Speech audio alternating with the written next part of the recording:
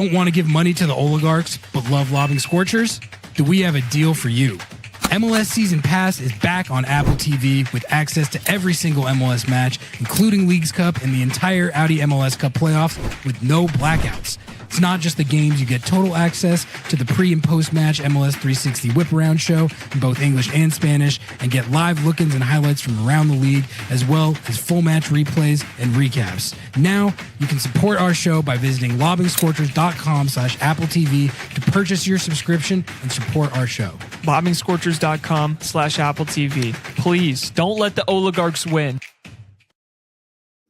Good evening, everybody, and welcome in to another episode of Lobbing Scorchers Under the Lights.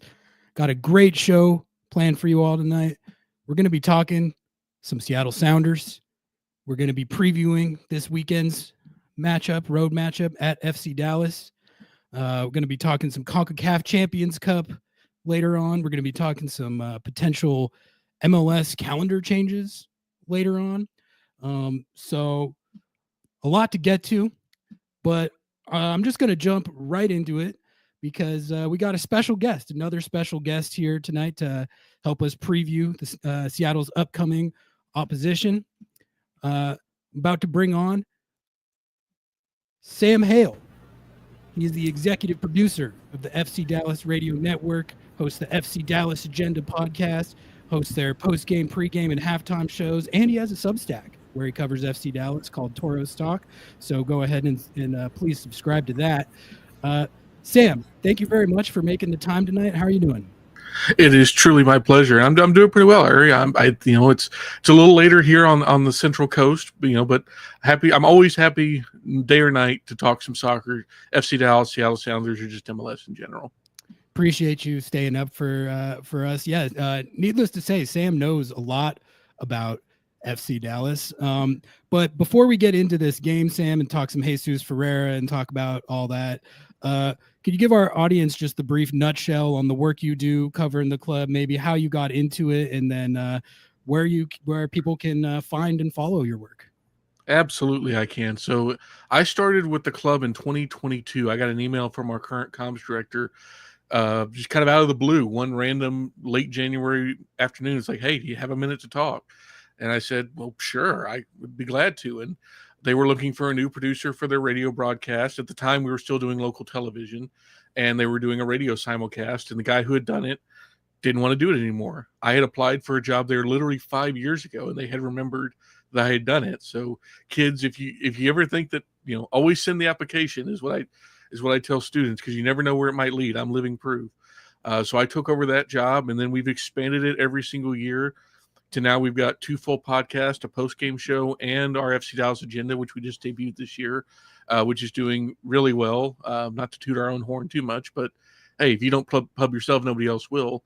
And we also do what I believe to be one of the best radio broadcasts in all of MLS. I host the pre-half and post-game show for the radio broadcast, IEP, all of that. So, the content structure, what we're doing on those broadcasts, what we do on the agenda, which comes out on Wednesday mornings. I'm also editing that, making sure it sounds right, and helping our hosts with, all that. Just general ideas, supporting our play-by-play guy, Ryan, and our color guy, Steve, during the broadcast. So it's a growing job. It's one that's grown since I've done it as I start my 4th season. And then I added in the Substack this year because I love writing about soccer, but nobody wants to hear my harebrained theories all the time. So I decided to go to the collective, those who really want to hear it. I make it free because I don't think, I love that people want to make a living doing it. I would love to one day, but times are tough out there, and soccer media is a weird spot. So I would rather build a community and do it on the cheap than, try to squeeze every single dollar out of it. But if you want to consume our products, the easiest way to do it, torostalk.substack.com for the newsletter. We send it out whenever I've got something to say. I promise I'm not going to spam you with useless stuff. If I have something interesting, you will get it, and not 1 second before. And for our audio medium, the FC Dallas Radio Network podcast feed, that's where everything goes out. And if for some reason you want to listen to our games, if you're not watching a Sounders game, the FC Dallas app carries all of our broadcasts live and relatively delay-free. So if you don't want to listen to whoever the Apple broadcaster is that week, I highly recommend our broadcast because there's no one more knowledgeable than our guys on our team. I will put my entire paycheck against that any single week because I will never lose. Yeah, that's awesome. I mean, you guys are doing great work covering the team, and I'm excited to talk to you about this, about FC Dallas, and about this game that we've got coming up, because I think it's a bit of fortuitous timing for this matchup, because these two teams were involved in quite the trade over the offseason. Well, I guess two trades. The first one being Jesus Ferreira, and then the next one, the follow-up, being Paul Arriola. Obviously, Paul Arriola, he was looking really good, honestly, for the start of the season, and then he tore his ACL, which was really unfortunate because he looked like he was going to be a big part of the team this year. But I'm just going to jump right into it and ask you about Jesus Ferreira, because it's been a hot topic of discussion out here. I guess, first of all, have you followed how it's been going out in Seattle for him at all? Like, do you know the ins and outs of what's been going on? So I have a basic idea. Like, it's one of those things where, like, trying to keep up with every team during the middle of the year, you try to put a Western emphasis being in the conference.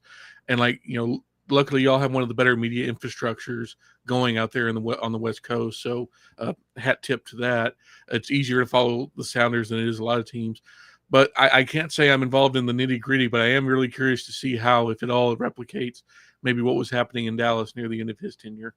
Yeah, I mean, okay, we'll get to how it's been going in Seattle, but I guess what was your first reaction when you saw the trade, and what can you kind of tell us about the impetus behind why he left the club? Because I think what we all know is that it seemed like relations had deteriorated to an extent by the end, but there also seemed to be an element of just sometimes you just need a fresh start, just need a change of scenery, and maybe it wasn't like ill will or bad blood or anything. What do you know about the circumstances that kind of led up to why he left the club in the first place? So my first reaction was not surprised in any way. It felt like expected in a certain way. We need to go back to January of the previous year, so 24. Before the 24 season started, there was rumors Ferreira had accepted a deal with Spartak Moscow. It was a pretty large sum. I think it was like 13 million. Tom Bowert reported that he was interested, and then we know that the MLS got involved because I don't know if anyone's watched the news lately. Russia's kind of a weird spot to be for international business these days. But that was the first kind of indication that, like, all right, maybe we should be watching out for a move of some kind, and that there was, we'd heard rumors that a couple of teams from La Liga had checked in. We never really got the specifics that a Portuguese team was interested.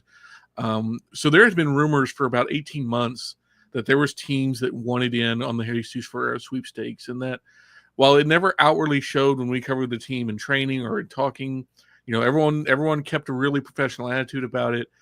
But as his injury situation got a little bit more weird, where he was more week to week than ever, post Gold Cup 23 especially was when it really kind of became evident that, hey, something's just not right with the guy's body, and it's costing the team the ability to be at its best. When Nico Estevez switched to that 3-4-2-1, 3-4-3, whatever he called it last year, that did not really benefit Jesus in any way. When he didn't play that much to begin with. And I think a lot of folks don't really understand he's been at FC Dallas for 8 years. He debuted at 16 years old in 2016. Now, going to the same job in the same place for 8 years and being the son of a legend. I mean, he was for a while, he was David's son who won an MVP, went to an MLS Cup. That's a big thing to overcome. So I think there's some of it that he's 24 years old. He's still got a lot of career ahead of him, in theory, a lot more in front of him than behind him. And it was probably just time with the coaching changes, the behind-the-scenes changes for Dallas. It was an opportunity for a fresh start. It's clear he wanted it. It's clear the front office wasn't opposed to it. I think they would be content to keep him, but I don't think when the Seattle offer came that they were too mad to pull the trigger on that and get what they got back for him. Interesting. All right. My next Jesus Ferreira question is a simple one, but it's a controversial one in the city of Seattle at the moment. What position does he play? Like, in all seriousness, if someone asked you what position does he play, what would you say? Oh, man. Welcome to the question we've been asking for a few years now. If you'd asked me this in 2022 when I first started, I would say he's a false nine striker, that he is a very untraditional finisher because he is very clinical. When he's in front of goal, if you get him the ball, good things will often happen. But the problem is, and I wrote about this on the newsletter when he was traded, he never really solidified it. He's got all these tools that are really good soccer tools. He's got a great IQ. He knows how to finish. He's quite fast. But the sum of those parts is a little different than the whole. And as a result, if you play him at 10, you pull him too far away from the goal. If you play him at 9, he ends up drifting away. If you play him at winger, you create the same problem at 10. And then there were times in Dallas where he ended up in the right back spot if you look at heat maps.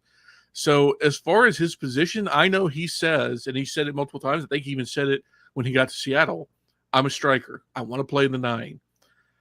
But then you watch him on the field and you're like, are you sure about that? Like, do you? Because, I know positionless basketball is a thing, but positionless soccer right now is not. And, it's a guy with a lot of talent, and I think he can do stuff, but your guess is as good as mine. And it sounds like y'all's guess is maybe just that, a guess right now.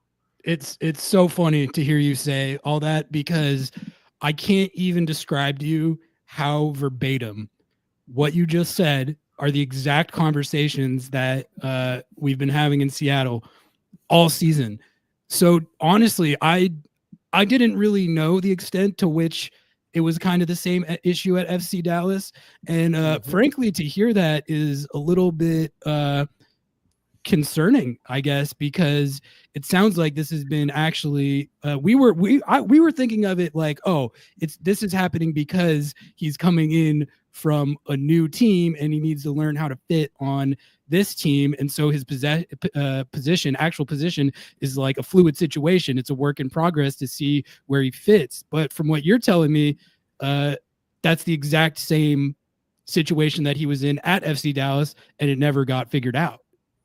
Yes. So when the trade was made, and this is a great example of like, this is a hard league to cover because there's so many teams, so many players, and so many unique personalities.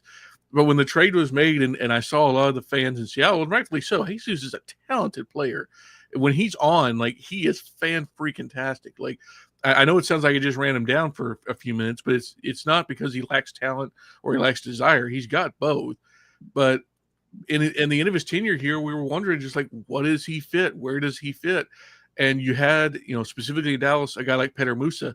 He's a traditional 9. Yeah. He's a poacher, advanced forward type guy that's going to play, crash the box, and do the things. Although we can talk about it a little bit later, he's been doing some playmaking this year, but he's always going to play in that center channel best, that route 14 or whatever they call it, the popular soccer nerds call it. I love you, soccer nerds. That's what it is. But Jesus just isn't that, and it made building around him very hard because it's just you'd never know where he's going to be, literally and figuratively. So it's easy if you have like a stellar right wing or left wing, or even like we have Lucho Costa now, who drifts a little bit, but he knows what he is and he knows generally where he's going to be. So it's easier to build around that than Jesus, who literally he could pop up anywhere when he was trying to look for the ball. And considering how bad Dallas was last year, he wasn't getting the ball much, so he was having to roam a lot to find the ball. Yeah, however positionless he might be, and obviously I'm kind of learning right now the extent to which that's been a question his whole career, but clearly there is ways to deploy him and use him to great effect, because I mean, this is a guy who has 50 plus goals in the league, and he was a best 11 player as recently as 2022. So I'm curious, when you think back to that 2022 season specifically, where he had 18 and 6, made best 11, and was no question about it, one of the best attacking players in the league. You don't make best 11 with guys like Haney Mukhtar and Carlos Vela and Luciano Acosta and all those guys without having something to your game. There are some people out here who are just saying that he's bad, which is honestly absurd to me, because we have all this track record of success. When you think back to his best 11 season and just his best moments with the club, was there a common thread as to what was working when it was working? There's a couple. Stylistically, that 2022 season really worked because the Dallas was playing a 4-3-3 under then new manager Nico Estevez. He had Paul Arriola and Alan Velasco to his left and right, respectively, and they were giving him a lot of service. They were also playing pretty forward.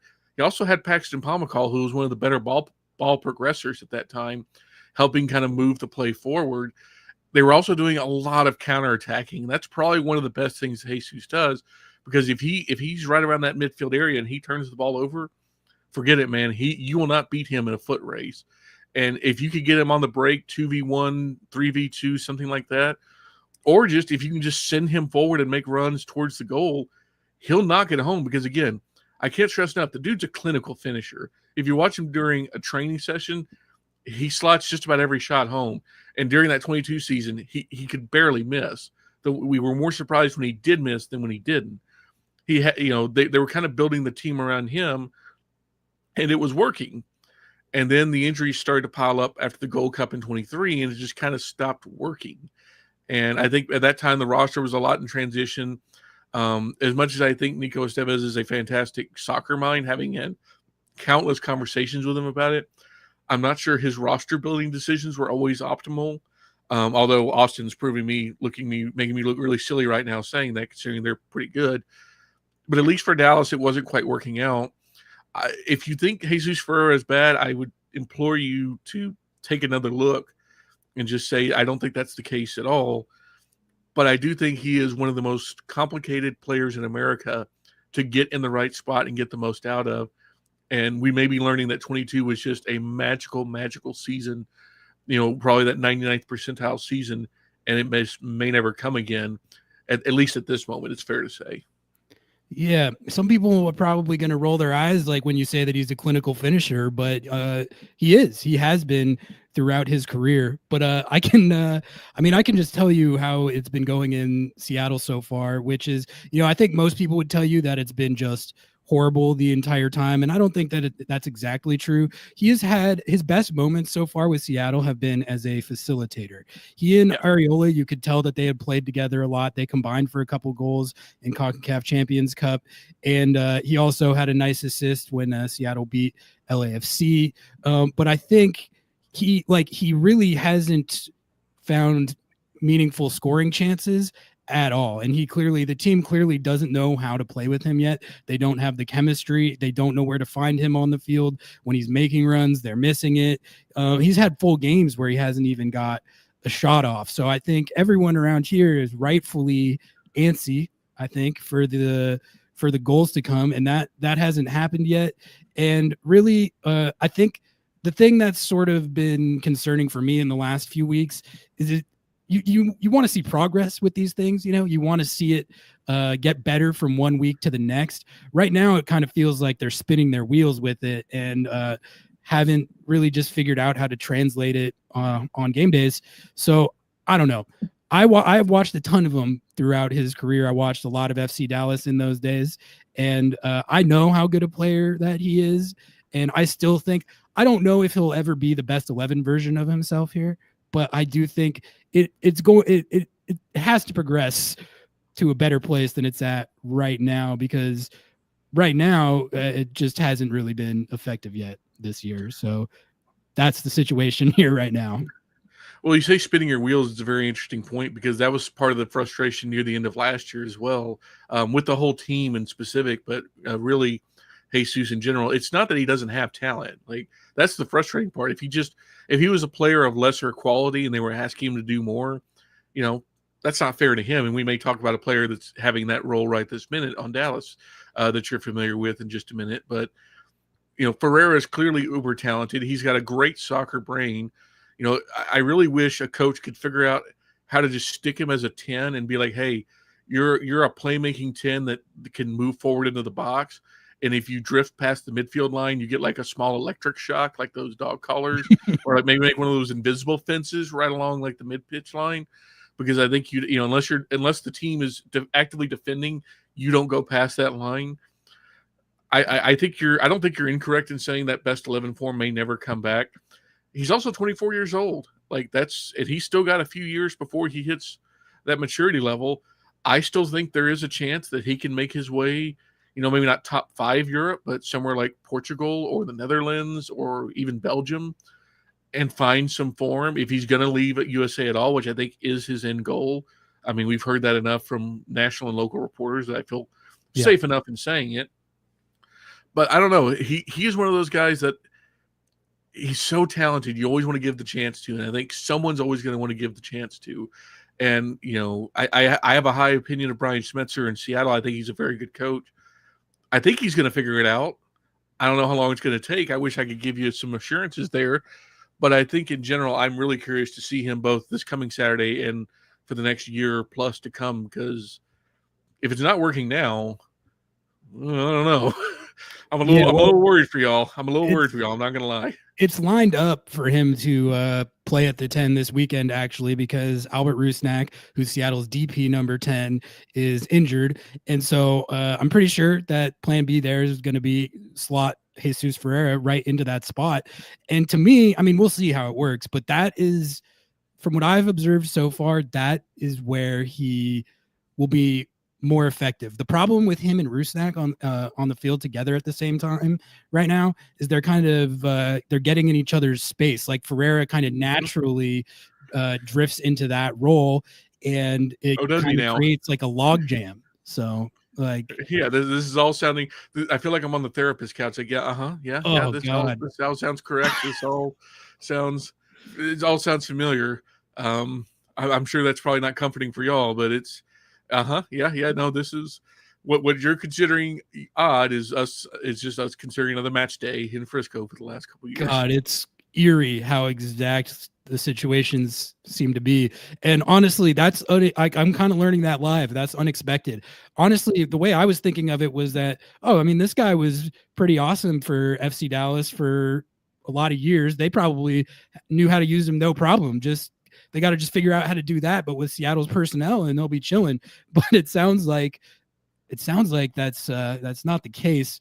Sam, I wanted to get into some more FC Dallas as a whole stuff with you. We'll probably come back to Ferreira eventually because it's a good topic. We probably can. There's probably still more to be dug up there. The first thing I wanted to ask you about was Eric Quill, because I actually have a soft spot for Eric Quill specifically because I'm a diehard New Mexico United fan. I'm from Santa Fe, New Mexico, from the Southwest. And so that's my hometown club. And I watch every game, and I worship that club. Like, there's nothing like the hometown club, like Seattle. I'm a transplant. And so it like the hometown club has a different type of like pull and loyalty. I completely understand if someone gets to work for their hometown club. Yeah, but Eric Quill was a fantastic coach for New Mexico United. That's why he got hired by FC Dallas. And what I loved about Eric Quill, when New Mexico United social media team posted the videos of his halftime locker room speeches, this guy was electric. Like they were some of the best halftime locker room, like pump up motivational speeches I've ever seen. Like he just knows how to like get guys fired up and like ready to run through a wall for him. Like I guarantee you every player that played for him at New Mexico United would tell you that, just because he's got just this, like when he gets passionate about something, it's electric. It's electric to watch. So I'm really curious, like what have you observed from being around him at FC Dallas so far? And just how has the club responded to him? And what do you think of the future hands that the club is in with him at the helm? So it's interesting because you're 100% correct about his on-pitch demeanor, his locker room demeanor. When we see him on the training ground, like the way to describe it is I'll use a small college football analogy. There are guys that are CEOs, or there are guys that are football coaches. Eric Quill is a football coach. He doesn't care about the social media aspect of it. He is here because he wants to win MLS games. He wants to win trophies. He wants to score goals, and he wants to win games. That is what he's here for. He does not, I'm not saying he doesn't care about his family, but like when he's on the pitch, when he's in that building, he wants to win games, and he wants to do it his way. And you see it on the training ground when he's giving guys instructions, when he's breaking them down. It was a few weeks ago. I cannot remember what game it was before, but he had the guys circled up. They were finishing up a Friday training, and he was giving a very impassioned speech. And me and one of the broadcasters were talking, and he leans over and goes, I can't tell if he's motivating them or cussing them out. And I said, well, it's probably a little bit of both, knowing Eric Quill. And the amazing part is he's a really nice guy when you just talk to him. He's maybe not the most media trained, and I don't say that as a pejorative. It's just, again, he's a football coach. He's here to coach, he's here to coach football, soccer, whatever you want to call it. But I really appreciate what he's bringing to the club, because it is very different than what Nico brought to the club and what even Luigi Gonzalez or Peter Luxan brought to the club in Peter's short time. There's an intensity level, and there's a level of, again, just want to, for lack of a better term. Like, this dude wants to be great. This dude wants his players to be great. And it's taking time to fully establish what he wants. As someone that watched New Mexico, you'll probably look at the team that Dallas has and the way they're playing, and it's not quite the same just yet. But that's because, when you drop Lucho Acosta into a team 10 days before the opener, all your plans go out the window. It's good. I'd rather it be that way. But as far as like what he brings, like, the dude is passionate. He loves the game. He loves this club. He loves every aspect of it. He'll often go to like NTSC training if it doesn't overlap. He's gone out to some of the youth soccer teams we've seen. Like, he cares about this club. I mean, he even said in his entry press conference, hey, when I was at New Mexico United, the first thing I did when I got in the locker room after games was check the FC Dallas score if we played the same night. Like, the dude even cares. I've even heard one story. I won't say who gave it to me, but he was a contender for the job when Nico got it, and he was out here doing a little bit of work, and somebody talked to him, and he said, how, man, it sucks that you didn't get it. He's like, yeah, but I'm going to leave and I'm going to come back and get it. Like, I'm going to leave and be ready for when they call me again. He is extremely driven, and I respect that in a coach, especially in a league like MLS, because the margins, it's not like the EPL where everyone's talented. You've got tons of cash, if you're a high level team or anywhere else. Like, in MLS, you've got barriers, you've got bumpers, you've got to get the most out of every single dollar and every single player. And I feel very confident as a Dallas fan and as a Dallas employee that he can do it. Like, I have zero doubt that he is working every single day to get the absolute most out of everyone on his roster. And I love it. I can't get enough of it. It's very different than what we're used to over the last few years, but it's a very good different.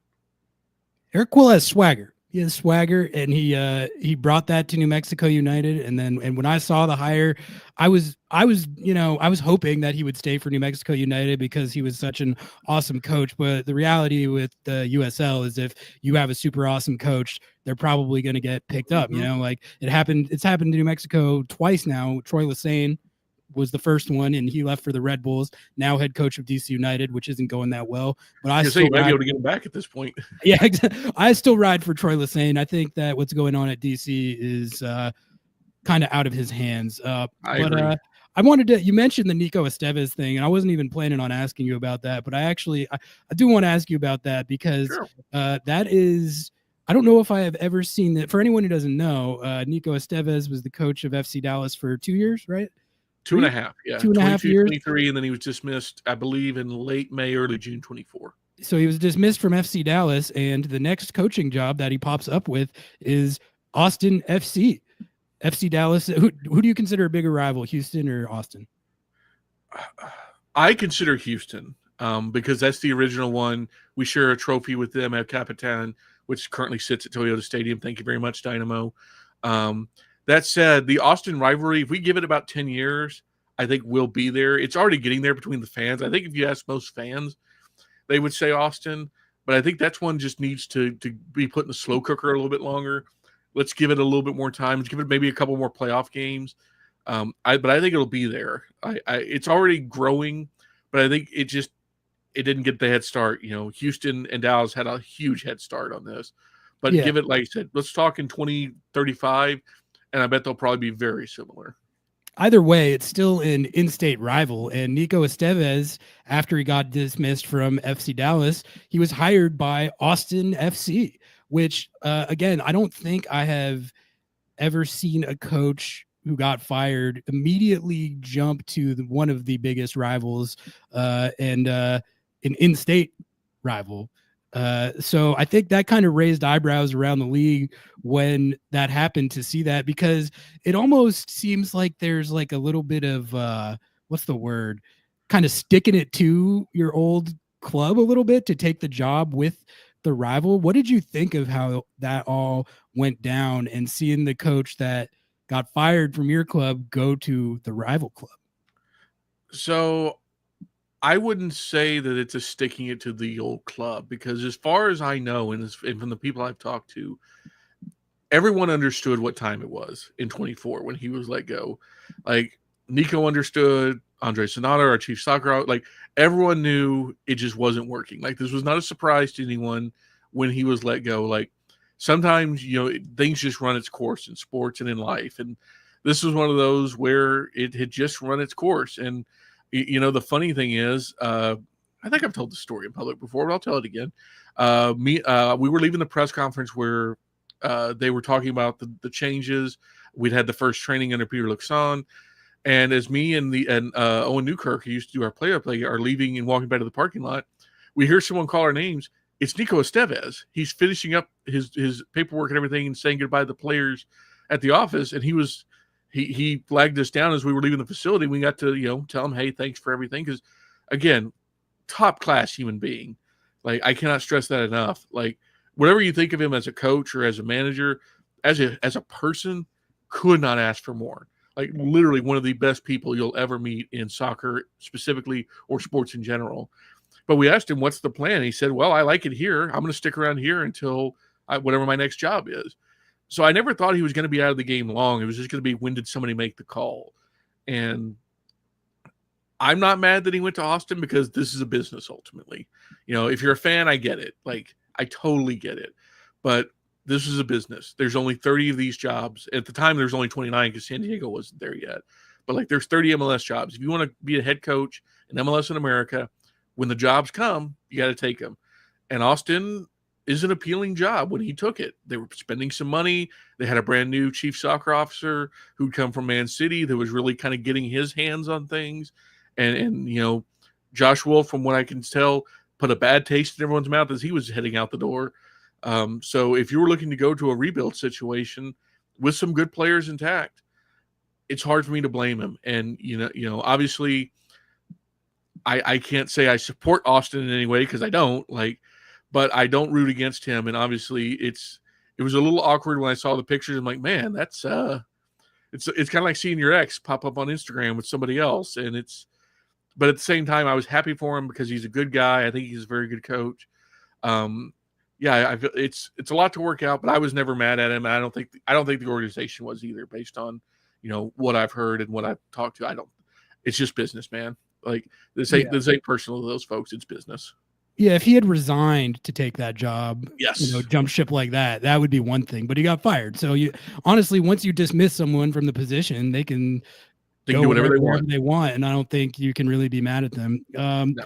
Sam, as far as on the field so far this year, my impression of FC Dallas's season so far is it's been a little maybe erratic, kind of up and down, but I think, all things considered, I would call it a positive start to the Eric Quill era, because anytime you're introducing a new coach, it can always go off the rails early, and that definitely hasn't happened. And the team is scoring goals, and I think looks like a Western Conference playoff team at this point. And part of the reason for that is, there is a few major moves made for FC Dallas this offseason, but I think the biggest one for the club, even bigger than moving off Ferreira, was bringing in Luciano Acosta, MVP of the league in what year was that? Was that 22 or 23? 2023 MVP, one of the best players in the league, one of the best players in the history of the league, to be quite honest. I mean,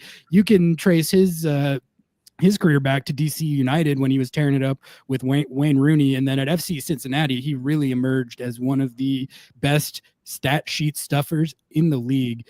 And getting him was obviously a huge get for FC Dallas.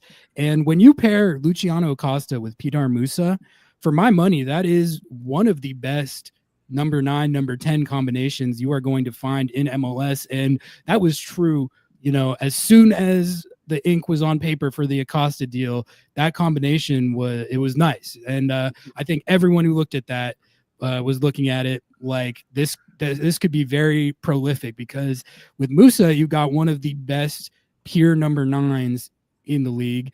And with Acosta, you have one of the 2 to 3 best number 10s of the last like 5-6 years for sure.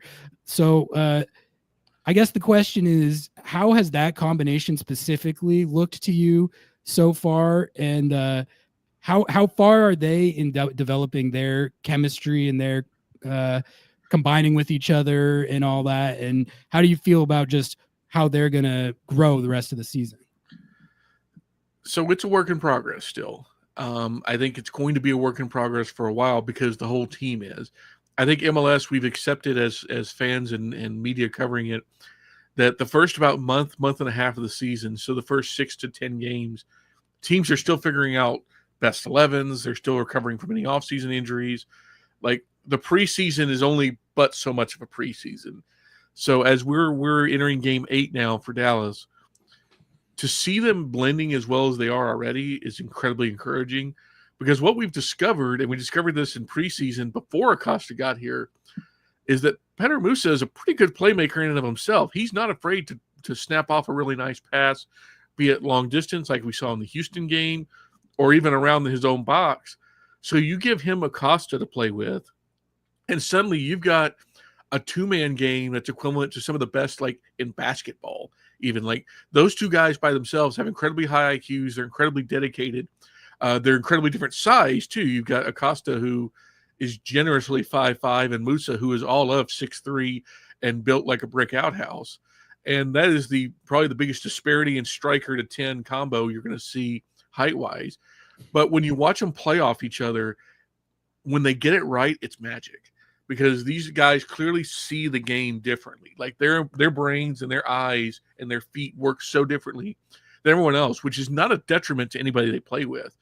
It's just a huge compliment to those two guys. So, like, we've seen them set each other up for goals. More so, Musa setting up Acosta right now, though the goals will come from Musa, I fully believe. I would say if I had to put a percentage number on it, we're at like 55, 60%. I think there is more to come. And I think that will come as they figure out the rest of the team. Because right now, it's 8 guys, the keeper, and Lucho Acosta and Pedro Musa. Once we figure out how to get everyone else integrated and find that optimal 11, that will allow them to trust everyone else around them and be like fully, battle station armed. The second half of the season is going to be a problem if you're playing FC Dallas. I fully believe as long as they stay healthy, as long as those two guys are out there, and Martin Paz is out there, they can win literally any game in the league. I fully believe that. Will they? I don't know. But they can, with those 3 guys at their disposal, win any game in the league, hands down. What are your just impressions of being around Acosta so far? We all see what he does on the field week in, week out. I mean, he had some runs with FC Cincinnati where the numbers he was putting up were just unbelievable. It seems like when you land a guy like that, it can almost be a culture changer right off the bat with how they can kind of just elevate things just with their presence. How is he like fit into the team, and just what's he like to cover day in, day out? Professional is the word that comes to mind immediately. He is a professional, and I'll give you kind of a contrast here. He essentially takes Jesus Ferreira spot as a designated player. So if you really want to look at this in a complicated way, Dallas traded Jesus Ferreira for Luciano Acosta. Yeah. And this is not a knock on Jesus Ferreira's professionalism, because he showed up to work and he did the things, but there was at times where his body language was negative, and that really rubbed off on the team. Now, am I saying that Lucho Acosta is a sunshine and rainbows guy on the pitch all the time? No, he's not. He can be very visually frustrated. But the difference really is that I trust that Acosta is going to get in there and resolve his problems, as opposed to maybe Ferreira, who would want somebody else to resolve them for him. And when you watch the dude in training, he treats it like it's the World Cup final. Like, everything matters to that dude. He is not gruff. He's professional. He goes about his business in the way you want a professional to be. Everything matters. And, man, watching him in 11-on-11 in training, it's watching a maestro work.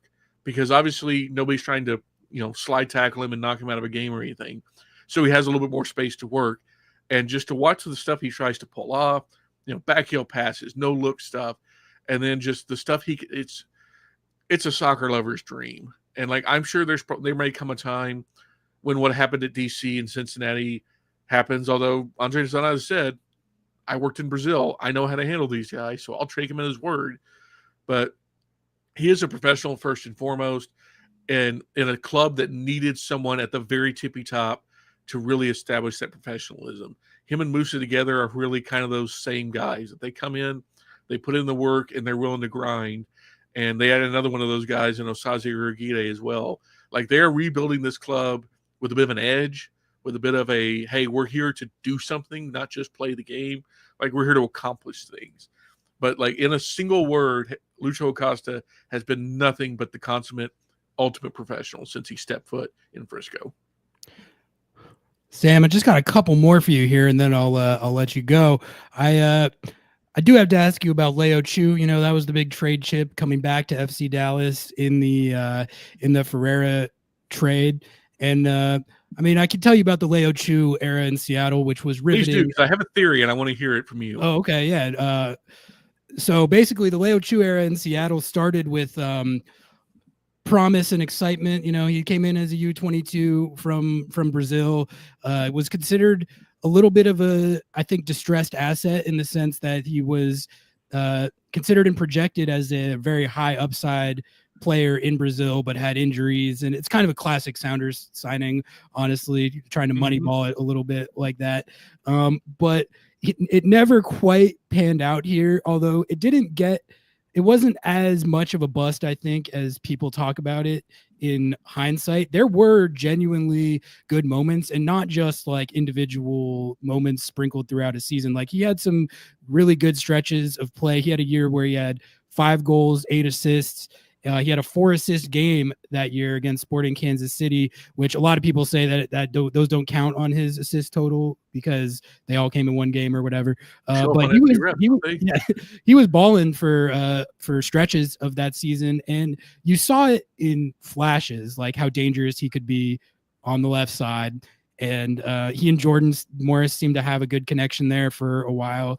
But once he started playing consistently after his first year with the club, it just there was that one year, and then there was more injuries, and then when he came back from the injuries, it was just never consistent. And I think by the time Seattle moved off of him, everyone was kind of ready for it. So but like, I was saying at the time that I think it was a situation where it was probably never going to happen here, but if you give him a change of scenery, new coaching staff, and just like a fresh start, there's still potential with the player. Like, I saw potential with the player. So yeah, like, what have you seen from Leo Chu so far with FC Dallas? And then by all means, if you have any questions for me about Leo Chu, feel free.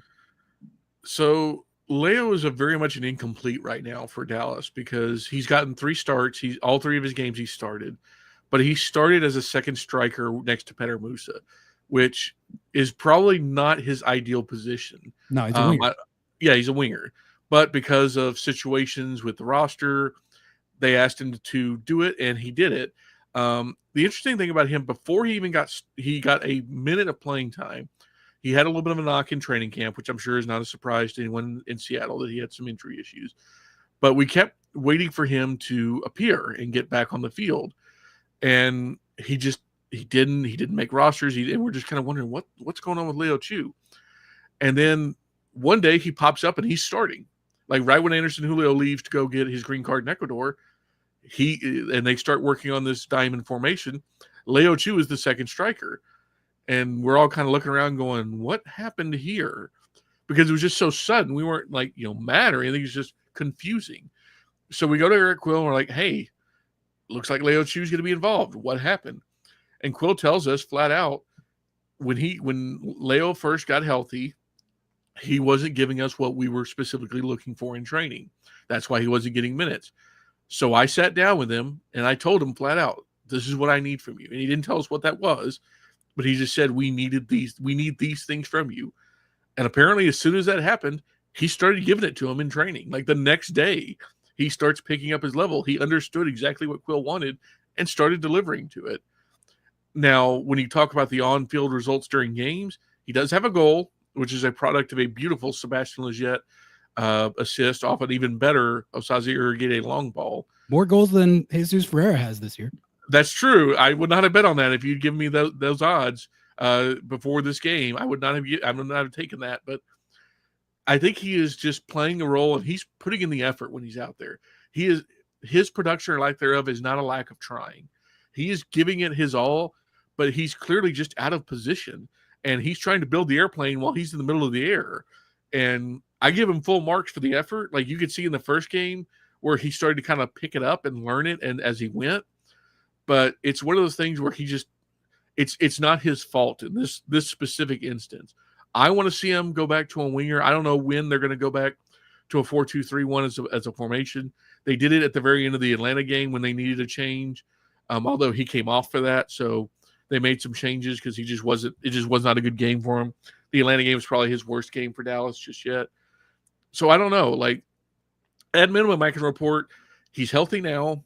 He's giving the coaches what they want, and he's earning minutes on the field.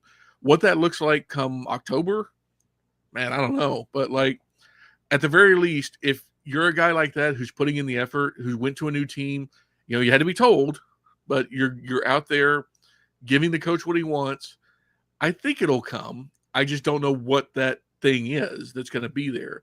Whatever it's going to be, it could. I think ultimately for him, the best case is probably playing as a more supportive winger and a more defensive winger with Anderson Julio on the other side.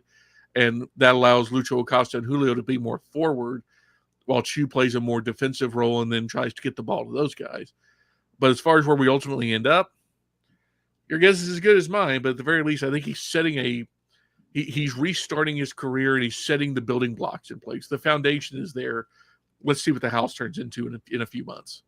Yeah, he's definitely not a second striker. I can tell you that. I mean, if you're in a situation where you got to play him there in a pinch, that's one thing. But as far as like his long-term outlook, Leo Chu's whole game is burning down the left side, taking on defenders to questionable effectiveness at times, and then sending in service, which he did. He was pretty effective doing that at times. He never won his 1v1s as much as I would have liked to see, which is something that, maybe he can develop. He's still a young player. But really, he was at his most dangerous from that wide position, just burning speed, using his speed, getting to the end line, setting other guys up. I don't know. I don't think he ever really played any other role than that here. But there was periods of time where, because of injuries, Seattle's whole offense was literally spamming Leo Chu down the left side repeatedly over and over and over again. And it was actually working okay until other teams figured out that that's all they had in their bag at that moment in time. And then it stopped being as effective. But no, I mean, I'll be curious. I'll be keeping tabs on him for sure, because I think the thing I'm curious about is if a change of scenery actually does unlock the potential that, led Seattle to bring him in as a U22 player. They wouldn't have done that if they didn't really think that there was the potential that he could be an impact player in MLS. So I don't know if you have any final Leo Chu thoughts, but that's basically how I see that. I would say don't sell your Leo Chu stock just yet. If you've got any left, or if you're a Dallas fan and you've bought some, diamond hands that for at least a little while longer, because I still think this team at large is still trying to figure out its best use case scenario, formation wise, best 11 wise.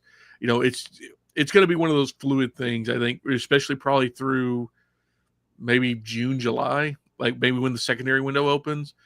But I think there's a place for Leo Chu in that best 20 at minimum. 11, we'll see. But at the very least, I give the dude full credit for coming into a new team, getting right once he was told to get right, and he's putting in the effort. So literal A for effort, incomplete for everything else, with the understanding that he's playing a position he is clearly not suited to. But I give him credit for that, because some players wouldn't even do it, and he was willing to take the minutes and do it and be the team guy. So full marks for that, at least in my opinion.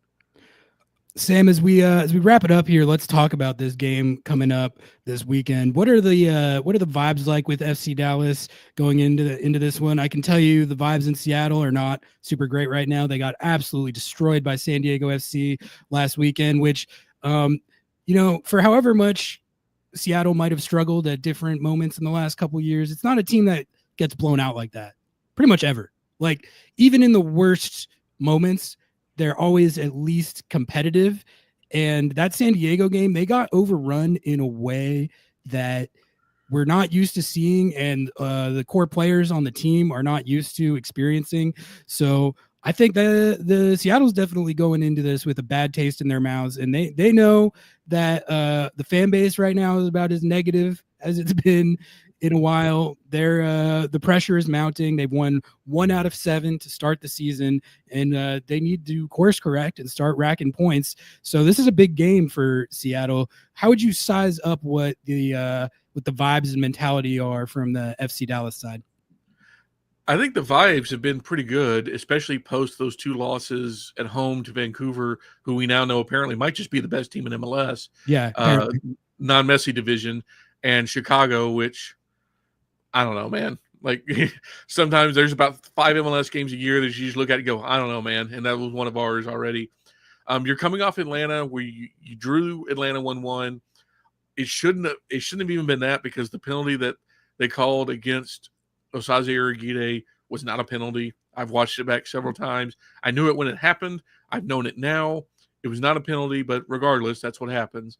So I think the vibes of them fighting back against a team that spent $55 million this offseason, getting a point on the road, and exceeding their road point total from last year right now. Like they've already accumulated more road points this year than they did all of 2024, which is ridiculous, but it's a thing that happened. And they have more road wins as well already with 2, which, it's not great, but it is factually accurate. I think they're looking to build on this home form, because they've played a little bit different at home than they have on the road.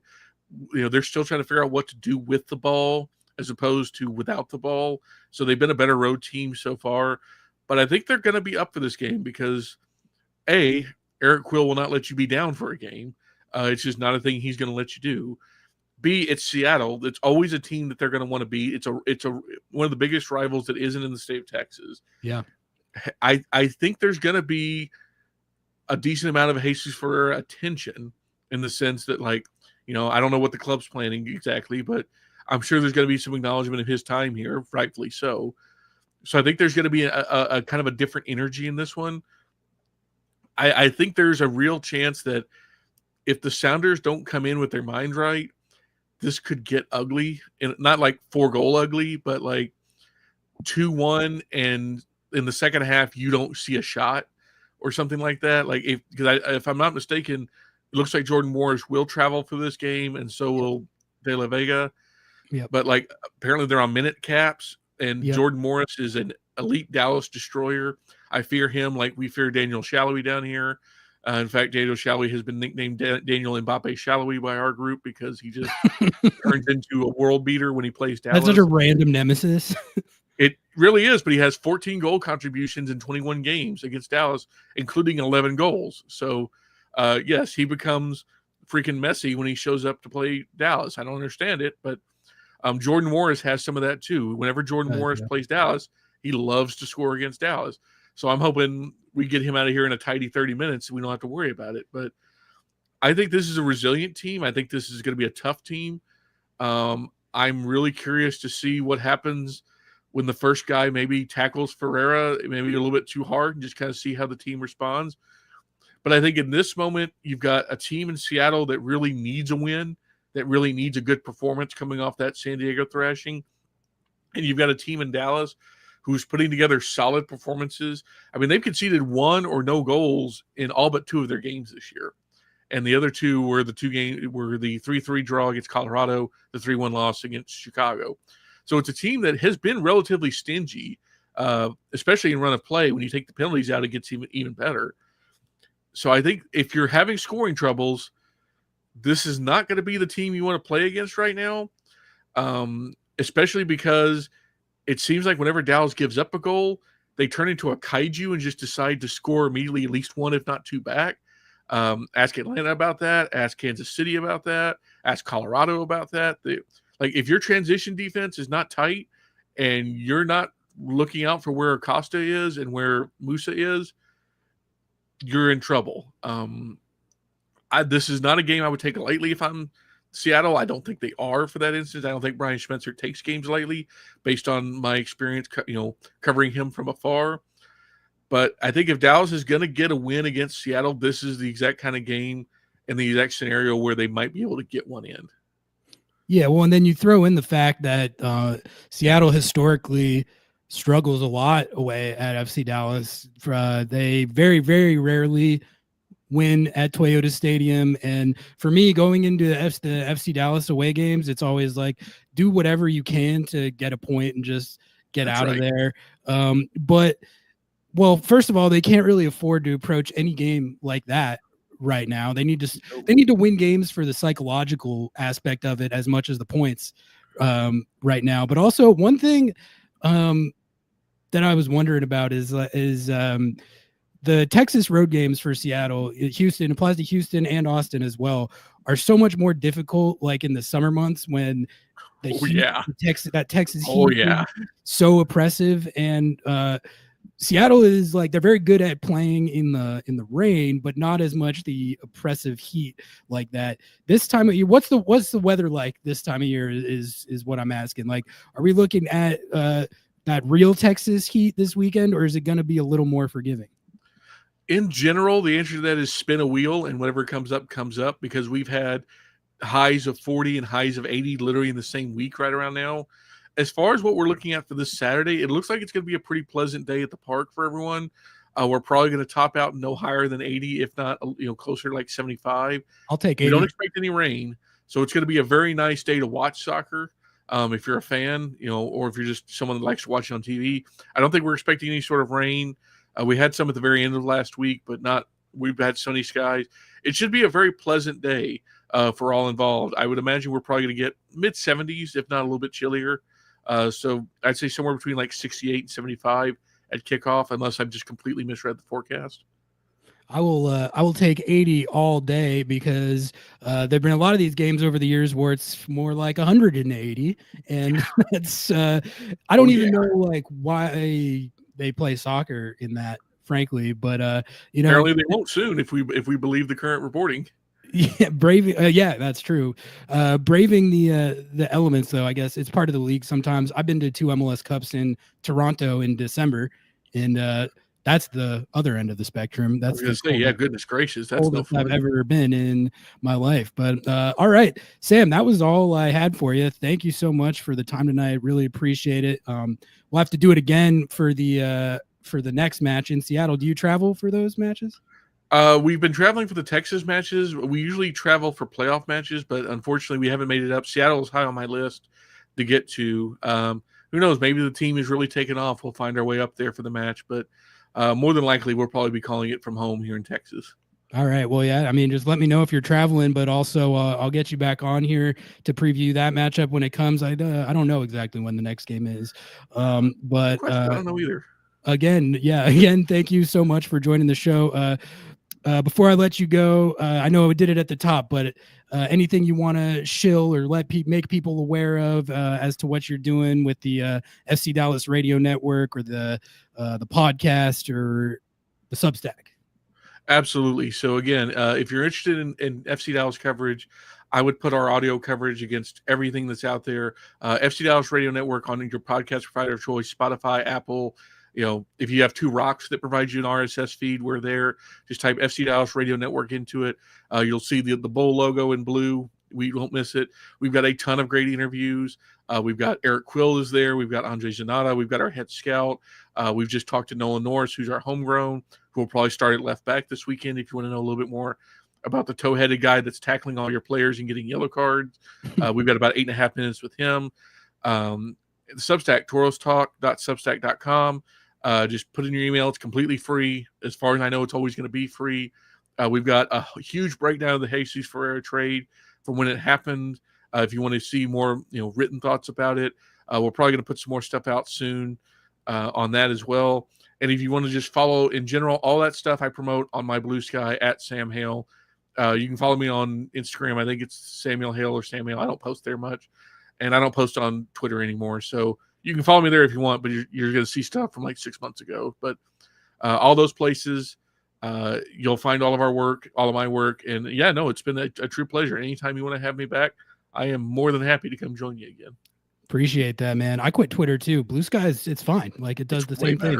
I don't understand. Like it's way better. People are still doing both. I'm like, just it literally does the exact same thing, and it works. You know, it works. Yes, is the great. I don't have to worry about it glitching or anything. Yeah. And my mentions aren't overrun by wannabe adult film stars. So it's really more than normal. Yeah, no, anyway, all right.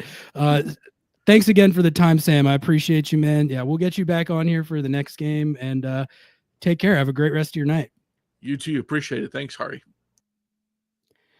That was Sam Hale, executive producer of the FC Dallas Radio Network, FC Dallas Agenda podcast producer, host the post-game and pre-game and halftime shows, and Toros Talk on Substack. Really appreciate the time from him. It's been a lot of fun bringing guests from all these other markets on. I feel like I learn so much. I'm learning, like, I already know a lot about every team in the league, but the depth of my knowledge is becoming obscene. I got to tell you guys, my biggest takeaway from that interview, wasn't it eerie hearing how exact verbatim the discussions they had about Jesus Ferreira in FC Dallas mirrored the exact discussions we're having in Seattle? I literally asked him what position he plays. And I don't know. Is he like a 10? He's like a 10 false 9, but if you play him out wide, it's kind of not really it. But he's definitely not a pure 9. He was saying the exact same stuff. And what he was saying too was that that was pretty much a storyline through Jesus Ferreira's whole career, which I didn't know that. Like I said to Sam, my impression of it was that FC Dallas had it on lock. They knew exactly how to use him, how to get the most out of him. And it sounds like for the most part, they actually struggled with that quite a lot as well. So I don't know. We'll see if that continues to be a theme in Seattle. I still think it's going to get better than it has been, but hearing that, yeah, call him a 9.5, I guess, but if that, I mean, that's not really how they're using him right now. Right now, he's like his best spot as a winger. He's going to be a pure 10 this weekend. We'll see how that goes. So I don't know. I just thought it was funny, like how he was basically saying the exact same stuff that we've all been saying out here all season. So, all right. The next section that I wanted to hit with you guys tonight was, I want to talk a little bit about the CONCACAF Champions Cup games actually that took place. Oh, wait. No, I totally missed. That's my bad. The next thing I had planned was to hear from the man himself, Jesus Ferreira. He spoke at practice a couple days ago. And, we've all been talking about Jesus Ferreira a lot. Everyone's got their take. What position is he? Why isn't he scoring goals? Where does he fit? What's going on? There's been a lot of criticism. People are talking about how the trade was a bust already. But we haven't heard from Jesus Ferreira himself. So what I was going to do is play that audio or the video and then react to it, because I thought he had some interesting answers in here as far as how he's handling the criticism, but then also just the process of how he's fitting in on the team. So let's hear from Jesus Ferreira. If I can get my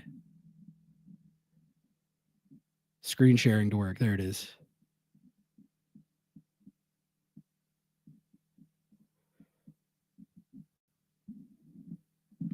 Cameras, you guys good? Yep. All righty. Nico, why don't you lead us off? Jesus, just wanted to get your take on the last game. Obviously, a difficult or a disappointing result. What were your thoughts on your overall game and what you guys faced in San Diego? Yeah, obviously, it's not nothing that we wanted. Obviously, we wanted to come out of there with something. that wasn't the case. I think the game was very tough for us. We had to, I think, mentally prepare ourselves for a tough game. And just with pieces out, I think we have to step up as a team. I think that we can't just depend, on Jordan to score goals or Pedro to be the key playmakers, maybe on 1v1 duels. So I think the guys are realizing that we're going to need everybody for each game, and I think everybody's stepping up. Obviously, we know that this isn't the start of the season that we would liked or we would want, but I think it's part of the process. I think we're learning about each other, and I think it's going to come with time. But we're realizing that the time is now. That we have to switch and flip the switch at some point, but it has to be soon. In your opinion, what do you feel like it's been the issue to fitting your style of play to what maybe the team sees out of their striker, out of their 9, and that's the reason why there's been some, creativeness into maybe changing certain players and playing you a little bit deeper. What do you feel like it's been the issue? No, I mean, I think that I came here as a versatile player, being able to play as a 9 and as a 10. I think Coach was very clear that my position wasn't just a 9 or wasn't just a 10.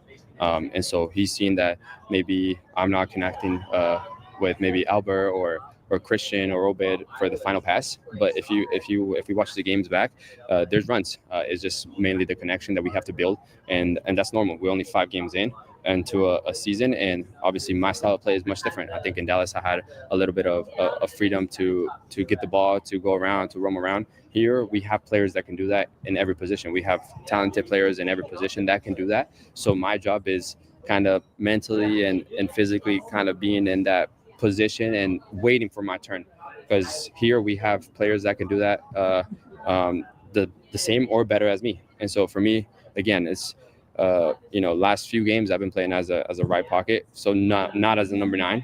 And so a lot of people think that I'm playing as a 9 even when I'm in the wing, which I'm not. The plan for San Diego was, hey, let's have Georgie up top. Let me turn and feed him some balls, because we all know that he's a runner. He's much faster than a lot of defenders in the league. And once he gets a head start, he's through to goal. And so, and what we were doing was interchanging positions and maybe just seeing what he can do out wing and inside. And so, just to be clear, like my position isn't just a 9 or just a 10. I think that, for example, for this case, like when Albert is hurt or when someone that I can play in those positions, anybody, we have a lot of players that can play in different positions, but it's just a matter of connecting and getting in the same page, because it's not easy whenever I'm used to maybe just having that free role, and here we have players that have that. So I don't really need to be that free role guy that can run around or make plays. I can just be that guy that can be running behind. But I think a lot of guys, sometimes I joke around that it's like I don't think they're realizing that I'm pretty quick.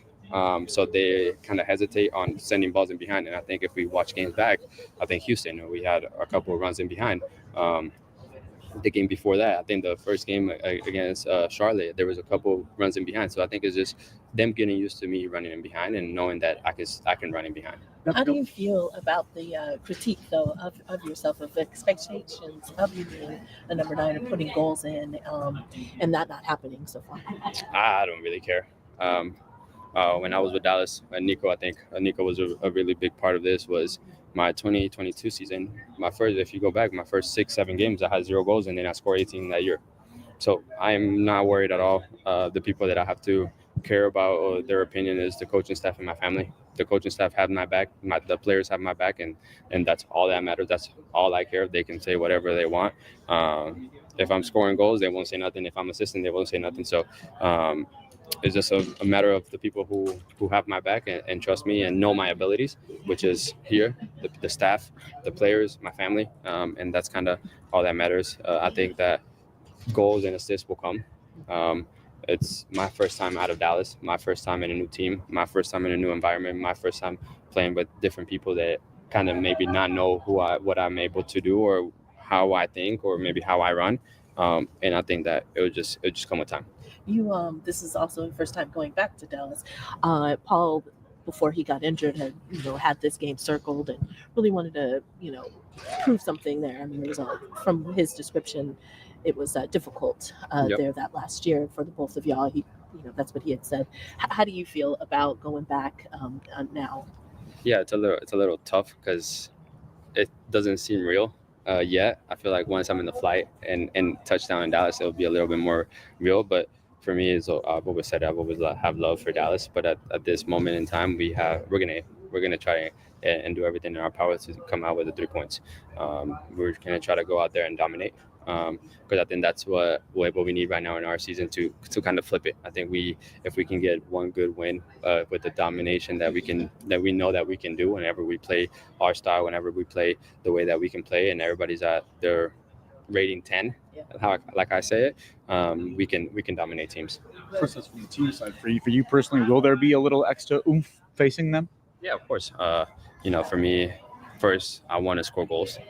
So that let me just be clear there. It's not like I don't want to or want to assist. So that's my number one thought. Like I always tell, but he's my roommate. I'm like, today's the day that I'm gonna score. I'm gonna have a chance. That's always in my mind. And so as a team, as a collective, we want to go out there and dominate and come back with the 3 points. I think that it'll be huge for us. That we know that Dallas is up there in the table and they're playing good games and they're getting results, which is important. So us coming out there and getting a result, it will be huge for us. You mentioned that you've had somewhat slow starts before. What do you do mentally though to keep yourself sharp and to not sort of get down on yourself and not kind of feel like? I think it's the people that you have around. I think that's the most important thing. I think I've talked to Freddie, Andy, our coach, and I sit down and I watch video and I see that there is runs there. I think that the most important thing that I've gone from the videos with them is that I'm in the right position. I'm doing the runs, and maybe it's like the connection between my teammates and I, who maybe are not the sharpest or maybe they're not on point that game. But for me, I want to notice that if they're there. I think that's the most important thing, is just making sure that the runs are there to then be able to work off that. Because if the runs weren't there, then I think that's the problem. I think then that's when you start asking, okay, why isn't Jesus running, or why isn't he making those runs when he needs to run? But if they're there, then it's a matter of, okay, let's keep working on making sure that he sees me or I see him whenever he picks up the ball, or he times that run or I time that run. And I think that's the most important thing, is that making sure that they're there, and we have to sharpen that up. On a totally different subject, I know when you first got here, you were told the weather could be kind of brutal. On a day like this, is a good reminder of what Seattle can show out. A lot of people are telling me that this is what summer is. It's not as hot, so I like it. But I like the rain, honestly, so I miss it a little bit. What have your early impressions been of Ryan Kemp in the first few days? I like him. He's going to bring a lot of verticality and 1v1 abilities, and so we're gonna see how he does. Hopefully, I think I heard that he's doing his paperwork soon, so hopefully he can be on the squad with us. But so far he's a guy that is motivated, the guy who's gonna push everyone else, and a great 1v1. And so I think it's gonna give us another look on another attack and help us out. How many people what do you feel as far as the family crowd that's going to be there for you? Like, how many tickets have you been asked?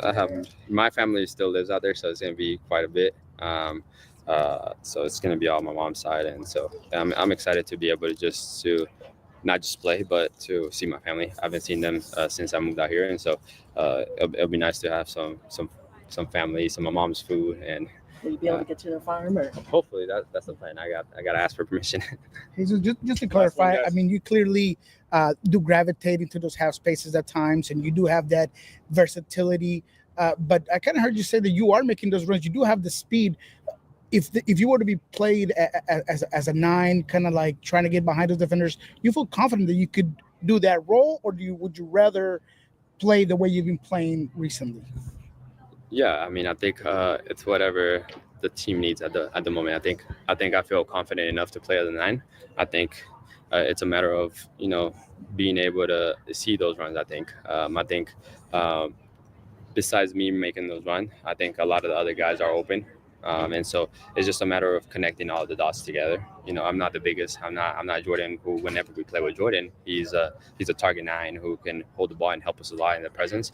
I'm not that big of a presence. I'm more of a come inside and touch and then running behind. And so I think it's just adapting to those two sides. I think whenever we play with Jordan or it's just acknowledging that and kind of noticing that, okay, maybe we have to switch the style of play to play through him instead of in behind, or maybe we play in behind and have pocket guys. I think we have a lot of guys in the midfield who are really good with their feet, and so I think me, Obed, Christian, we can all play Albert, Alex when he comes inside, and so having that strong-footed kind of, because I mean sometimes we have a lot of like runners, and maybe we play a lot in behind and we have to run, and that's part of the game, but sometimes we can keep the ball, and so it's just a matter of adapting the game to who's up top, because I think it changes a lot between Jordan and I, and so and Moose, and so we all have kind of 3 different profiles that changes the way that maybe we attack, or maybe we defend, or maybe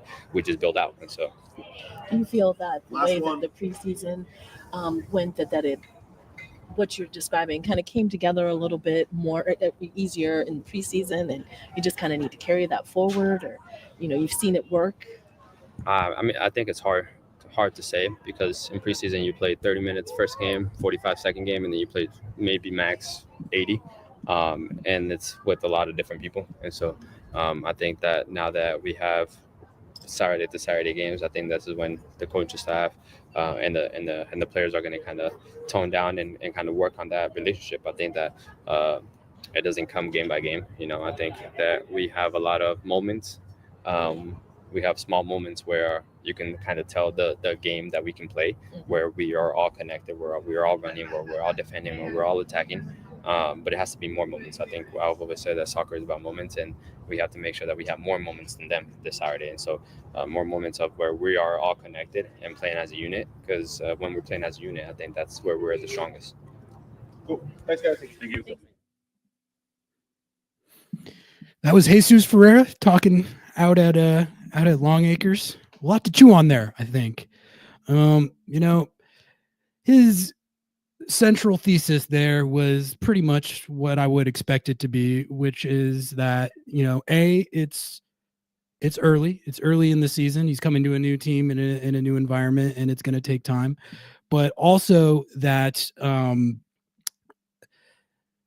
that it's a work in progress on changing how they play based on who is playing at that position. He mentioned Moose in there. He mentioned how the tactics are going to change depending on whether Jordan's playing in that position, whether he's playing in that position, and they just haven't figured out how to do that yet. And he also pointed out that in the best 11 season that I was talking to Sam about earlier, 2022, he got off to a slow start that year too. He didn't have a goal through 6 or 7 games, and then he got hot. And then one answer that he gave there that I did like was, when he was talking about like if I start scoring goals and getting assists, that's how I change the narrative. Then people won't be able to say anything. And yeah, exactly. So I think it's good that he understands that and is approaching it like that. I mean, I wouldn't expect him to think of it any differently, but that is the reality of the situation at the end of the day. As far as, what he was talking about with how early it is and how it's a process, which was similar to stuff that Craig Weibel was saying when Nico Moreno was grilling him about it the other day. I guess my take on that is people are going to have varying degrees of equity that they give to that. I don't blame anyone for feeling like that adaptation should be further along than it is. I guess me personally, okay, like for now, you're still within the parameters of a time frame where you can see that, where you can say that, and I'm not going to say that you're like saying anything crazy or off base. But what I would say is that like we're at the time in the season now where that's going to not hold as much water. It's just not like there have already been too many points dropped and points out to get that you can't afford to drop, especially in this next group of games here where you're on the road a lot, to where if it doesn't like turn around soon, then that answer is just not going to be sustainable, right? So I don't know. What did you guys think of his answers? Anyone got takes on that, chat? I just think in general, like, he's saying what I would expect him to say as far as attributing it to an adaptation process. But then also talking to Sam earlier, I'm like, apparently that was a permanent process at FC Dallas. So, yeah, that's nice. Who cares what the fans think? The people who contribute to his paycheck. I mean, I think as a professional athlete, you can't be constantly plugged into and basing your emotions and thoughts of yourself and how things are going on what the fans think. You just can't really do that. Like, once you start doing that, that's when you get into your head even more than he might already be, you know? So I don't really mind him saying that he tunes that stuff out. That's what they all say, first of all. But then also, I would rather him be taking that approach than saying like, oh yeah, I'm scrolling Twitter and watching Lobbing Scorchers, and it hurts what they're saying about how I haven't scored any goals yet. I would be more concerned about that. Realistically, I don't think it would be healthy for him to read too much into online vitriol. Yeah, exactly. And, you know, to be fair, there has been some vitriol, and that's never okay when we're talking about soccer. But a lot of it is valid criticism and consternation over the fact that he hasn't fit in with the team yet. The team hasn't been taking results. And on top of that, it was billed as a thing that could theoretically help you in Champions Cup and adapt quicker because of his MLS experience and the fact that he's already played with a few of the guys on this team. That wasn't like any of the fans who said that. That was like what they were saying when they made the deal, right? Am I misremembering that? So I definitely, a lot of the discourse around it makes sense to me, and I understand why people feel the way that they feel about it, but he shouldn't be paying attention to that. Seemed anxious and defensive about his skill set and what position he's been playing in the service he's been given. I think he did seem a little defensive.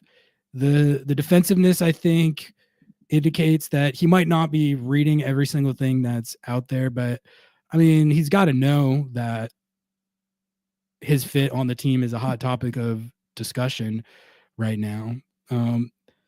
But overall, like, I guess that doesn't surprise me that much, because you can see, like, on the field when he's when it's not going well, you can see the frustration. So I think that's probably where that comes from. This team hasn't been healthy for about a month, and he has been the least injured this year. I think it will take time. Yeah, like, I mean, that is how I see it at this juncture. And I don't know. I would just be pretty surprised if it didn't at least get on a more positive trajectory than the sort of stagnation that we've seen with it the last few weeks. So maybe I'm more patient than most people. I'm willing to give it time. I don't think there's anything you can do at this point other than hope that it improves with time. I don't know. Like, what else are you supposed to do? So, Fern Tree says, I still have faith. It is, like, I know that we all follow this day in, day out. We We read about the team every day. We watch every game obsessively. So that can make time frames feel longer than they actually are. We're going into match day 8. So that's not like early, but that is early enough to where teams are still figuring out who they are, how they play, how the new players that they got fit in. But again, like I said, that talking point has a set amount of equity. I don't know exactly what match day it runs out, but I would say double digit match day 10. Is that fair? 10 match days to judge. Yeah, game 10. Wait, exactly. We're thinking the same thing. I don't know exactly when to hit the panic button. It's definitely not match day 7. I mean, I have followed this team long enough to know that they have been in poor form way past match day 7. And then, I mean, look at last year. Last year, they had the exact same record through match day 7, and then they ended up winning 16 games. So it can be done. Do I wish that they would not do that 2 years in a row, or the amount of times they've done that in the last like 8 years, which is a handful. Yeah. But there's no grave should be dug by match day 7. Pretty much a quarter of the way through. Yeah. I mean, look, don't get me wrong. It's not, there's not a lot of time left. And, you know, I didn't know that stat about how in 2022 he was scoreless through the first 6-7 games. That's exactly the time frame that we're talking about right now. So theoretically, he should score a goal on Saturday because we're past that exact same time frame. I think we lost our tactical identity when Jimmy and Gonzo left. Now it's just up to Freddie Juarez and Schmetz. Yeah, a lot of people seem to attribute a lot to Gonzo's departure specifically. He was in charge of game planning when he was on Schmetzer's staff. I don't know how I feel about like the actual impact of an assistant coach. Like that, it like makes an impact. Don't get me wrong.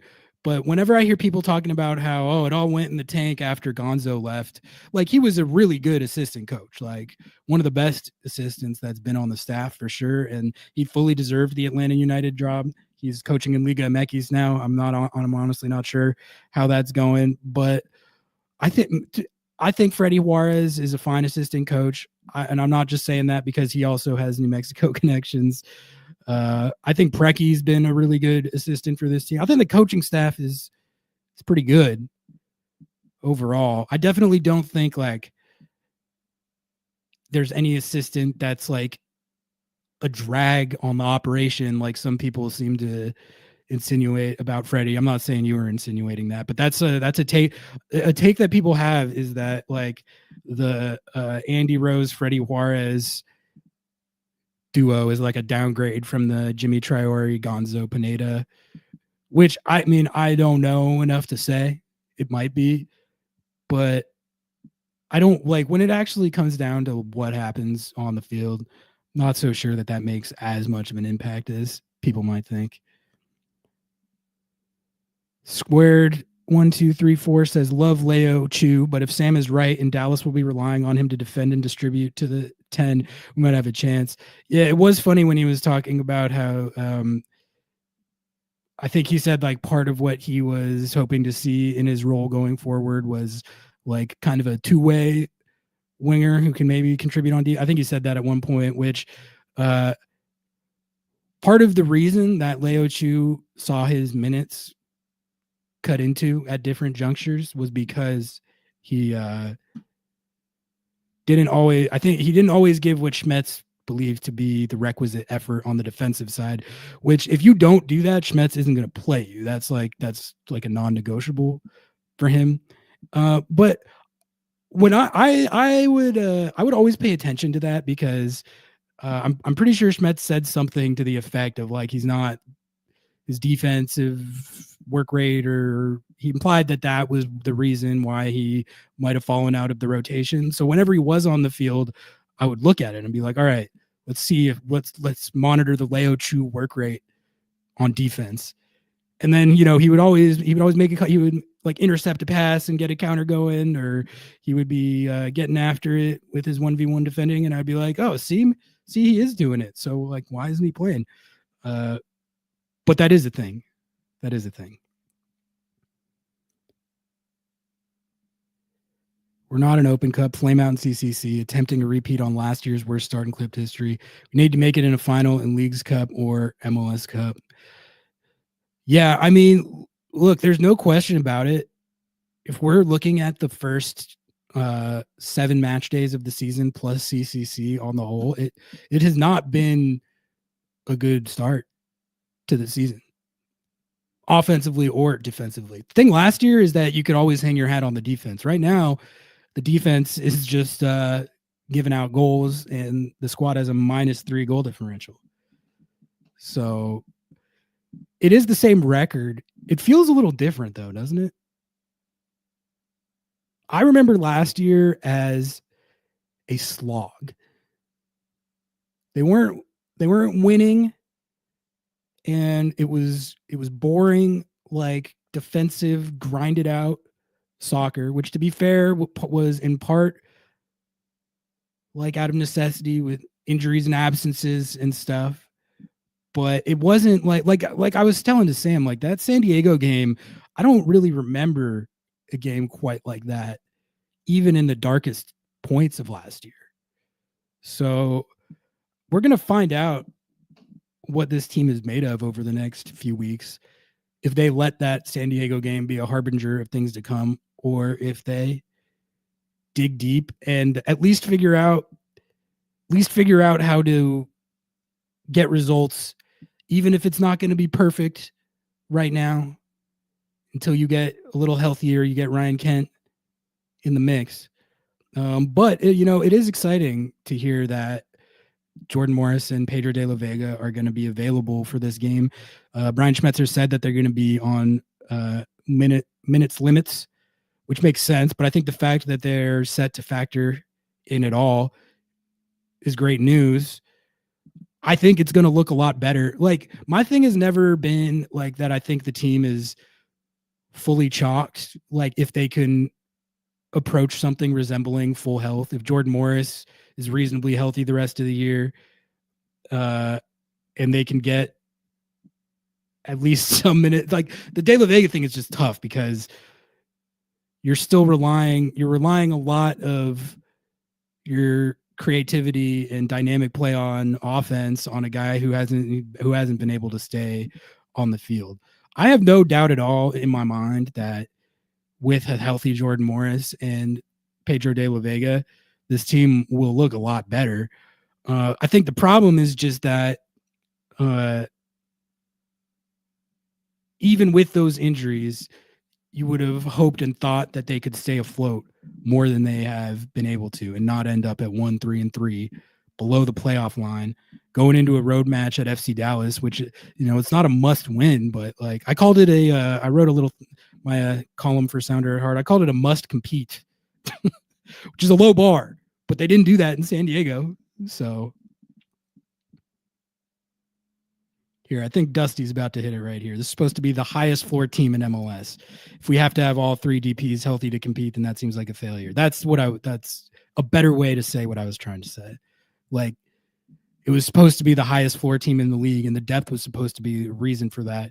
It was supposed to be a roster that was built in such a way that even if you had bad injuries, you could, like, MLS, like, part of what separates like good teams from mid teams is the teams that can withstand absences and rotation and injuries like that, and obviously there are some situations where the injury situation will get to a point where it's like, okay, there's no realistic path to being able to stay afloat right now.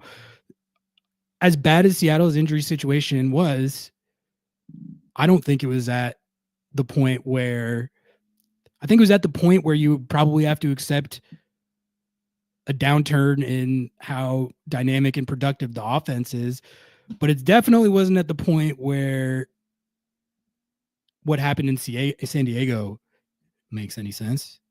Like that just can't really happen when you're the Seattle Sounders. If it happens as a one-off, that's one thing, and I guess that's what we're going to find out in the next few weeks. But even when times are tough and you're struggling, you've got to be competitive. You've got to be in these games. You've got to figure out ways to get points. Like, you definitely can't get blown out. I think he's the best coach, but Schmetz says way too much about upcoming tactics in his interviews leading to the week's respective game. If I were the other team, I would just watch the interviews. Well, the thing is, when a coach does that, you never know if they're saying what they're actually going to do, or if they're like, he could be planting seeds, right? Thinking that they're going to watch it. I don't know. I'm not sure exactly what quote you're referring to, but coaches use the media like that. They do. They know that other clubs watch their interviews and they use that to strategic effect. So perhaps that's what he was doing. Offense last year was hard to watch. I ended last season with more white hair than when I started the year. Yeah, wait, that's actually that's a point that we agree on. I think I give a little more credit for the improvements that they made and then the overall final result than you and some people might. But there's no doubt that the first like couple months, honestly, of last season were, it was boring. It was boring. Noah and I complained about it ad nauseum because even in the games where they were taking results or like grinding out draws, wasn't fun to watch, and they weren't scoring goals. And then they got hot kind of towards the middle of the season, if I remember correctly. And I actually, there was a period in the middle of last season where Jordan and Rusnak were going off, and people said it didn't count because it was all against weaker competition, which I'm not even trying to get into that. I had fun watching it. Like, they were clowning on those teams a little bit. So I enjoyed that. And then I also enjoyed the playoff run more than some. I think when some people look at the playoff run last year, they see a team that probably got lucky to get by Houston. I think, wasn't it 2 PK shootouts? And they didn't score a lot of goals. And then they got shut out against the Galaxy and lost to the Galaxy. But I think any year in MLS where you win 16 games and make a conference final, this team has a standard of needing to win trophies, and they didn't do that last year. But it definitely, if you ask my overall memories of the 2024 Seattle Sounders season, I would say they had a pretty good year. Won 16 games, went to the West Ship. All right, let's move on to some CONCACAF Champions Cup. I think that's enough Seattle Sounders for the moment. I mean, I'm at an hour and 40 minutes. So, but I did want to talk about these Champion Cup games last night because I was working them for the website, and it was awesome. I had a great time watching both of these games. The first one was the second leg of Inter Miami versus LAFC, which I'm gonna victory lap. I'm gonna victory lap a little bit here. I'm gonna victory lap. I said that I didn't think 1-0 was enough for LAFC. Essentially, the situation LAFC was in was that it's the same thing as being up 1-0 at halftime of a game. If you're up 1-0 at halftime of a game, are you feeling like super amazing about that lead? If the game state and the XG and all that is like drastically in your favor and you're taking it to the other team and could have had a couple other goals, maybe you're feeling pretty good. But like 1-0 versus Inter Miami, like, it is not much of a lead at all. So I didn't think it was enough. I said the whole time I still thought Miami was going to win the series. LAFC was getting a lot of positive press for how they played the first leg, and deservedly. But I didn't think it was enough. I said the whole time I didn't think it was enough. And it turned out not to be enough. But out of all the brutal, heartbreaking defeats that we've seen LAFC endure, of which there have been many now, that was among the tougher scenes. That was gut wrenching. It was funny for me. I wasn't gut wrenched. I loved it. I thought it was great. But the thing is, man, like, I'm clowning on LAFC and I'm going to continue to clown on LAFC for crashing out. They played that series about as well as you can play Inter Miami. I don't really know what they could have done differently as far as how they approached it, how they executed in the first leg. They took it to them in the second leg at times. They scored first last night. They scored first. I was going into that game ready for Inter Miami to blow the doors off them. Instead, LAFC got the first goal. It was former S2 legend Aaron Long got the first goal. So LAFC was actually up 2-0 on aggregate. And then Messi just started going off, dude. That's the first time I think I've watched Messi. Well, no, that's not totally true. I was going to say it was the first time I've watched him play under like truly dire, desperate circumstances like that. Like they've had in Champions Cup last year, they were in situations like that. In the playoffs last year, they had a situation like that. But when he's playing with his hair on fire, like desperately chasing the game because he knows that they need multiple goals to win the series, it was like a whole new version of him almost. Messi's thing is like, he's almost a silent assassin at times. He'll kind of walk around. He doesn't look like he's in a very dangerous position. He lulls you into that false sense of security, right? And then he pounces. And that's how he gets you. Like in a normal game, under normal circumstances, that's like more of what he does to great effect. This game, he couldn't really take it methodically like that. He just had to go after it. And he was just on one. First, he tried to snake a free kick goal off like a quick free kick that I thought they should have let that stand. I thought they should have let that stand on the basis of comedy. It was really fun. It would have been really funny if LAFC gave up a goal like that. So I wanted them to let it stand, but I get why they took that one off. But then like 10 minutes later, maybe less than that, he just bosses like 4 different defenders, rips it into the top corner. You can't stop that. Steve Cherundolo said it before the game, and he said it's frankly like not possible to stop him over the course of a given game. Like he's going to have his chances. You just have to try and like limit them however much you can, and then sort of just pray to God. He didn't say all of that, but I think that's sort of what he was getting at. And yeah, like that first goal that he scored, there's just no defense for that. There's no defense for that. He just destroyed them all. It's like a training ground drill for him. So that was an awesome goal. Then they got it to 2-2 where Messi had the assist. He pinged it out to Noah Allen. Noah Allen looped it in, and I think it was Redondo like went up like he was going to head it, but he just let it go, and that went in. But so that was kind of maybe a little bit of a fluky goal, but like Inter Miami was just dogging LAFC. Like they were under pressure for basically the entire second half of this game. And if the Noah Allen goal hadn't gone in, they would have got another one. Suarez scored one right after that. I wanted to talk about this one.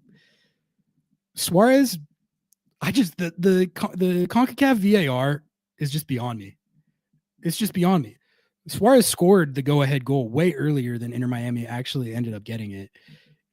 They called him offside, which I don't know what ARs are talking about sometimes with like there's no way you can see that. There's no way. This was such one of those calls that was so close that the idea that the human eye can see that is just ridiculous. But then also, if you looked at the replay, one of the LAFC fullbacks was holding him on. He was not off on that play. Go watch it again. He was not off. So I was all ready to get all hot and bothered because I was like, if LAFC win this on away goals, that Suarez goal should have counted. Like literally, there's no reason why that's offside. So I was getting preemptively annoyed about that, but realistically, there was really never a point in this game. Maybe briefly when LAFC was up 2-0, and then they actually had a chance where Hollingshead headed it right at the goalkeeper where it could have been 3-0. But as soon as Messi got the first goal, I was like, all right, LAFC's chalked. They're chalked. And yet they still almost did it. They had it at 2-2 with like 6 minutes left.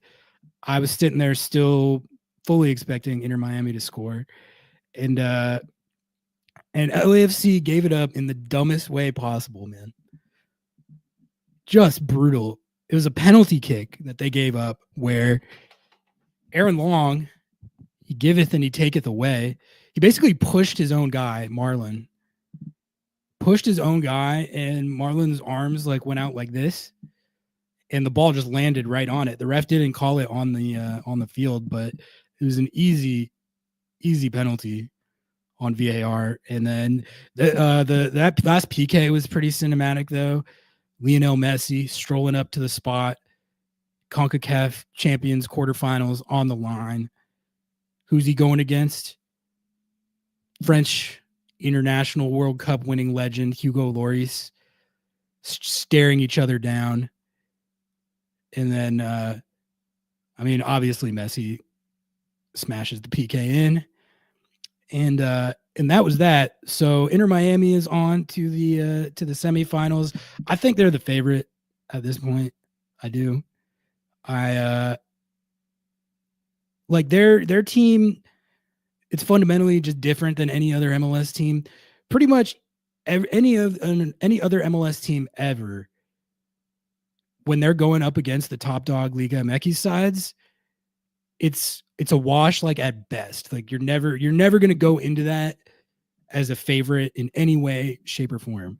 This Inter Miami team, there's no Liga MX team where I'm like, oh, Inter Miami really is, that's their backs are going to be up against it. No, like they really, I'm going to say it, like if they don't win this year, it's pretty embarrassing. That team should be winning this tournament with the roster that they built. The fact that they crashed out like they did last year was already like a tough scene for them. And then they crashed out of the playoffs too. So if they crash out of CCC this year after making it this far and they don't win it, the choke artist allegations are going to be out there. I know they sent the points record. I know they won Leagues Cup. I know they won the Shield. But I think this tournament is where this is a big one for them. Everyone should be watching these games because there's a lot of implications, you know. Messi, like it's not even just about Messi. It's just the fact that they built like a super team. They built a super team, so you have to. It's not just like when you have a team that's this good. One shield and one Leagues Cup isn't going to cut it. You need to add to that. You need to win this tournament, in my opinion. You need to win MLS Cup too.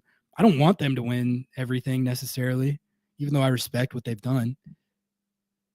But it does, you go into it with a lot more pressure on you. Like you could feel it watching that game last night. Like how much was really on the line for both teams. You know what it made me miss is like when the Sounders played in big games like that. This year's Champions Cup run was such a dud, and games like that where everyone else in the league is watching and on the edge of their seat, that stuff is fun. Seattle used to play in games like that all the time. They got to get back to that. They got to get back to being the ones who play in those games. Because that's what it's all about, playing in games like that, winning games like that.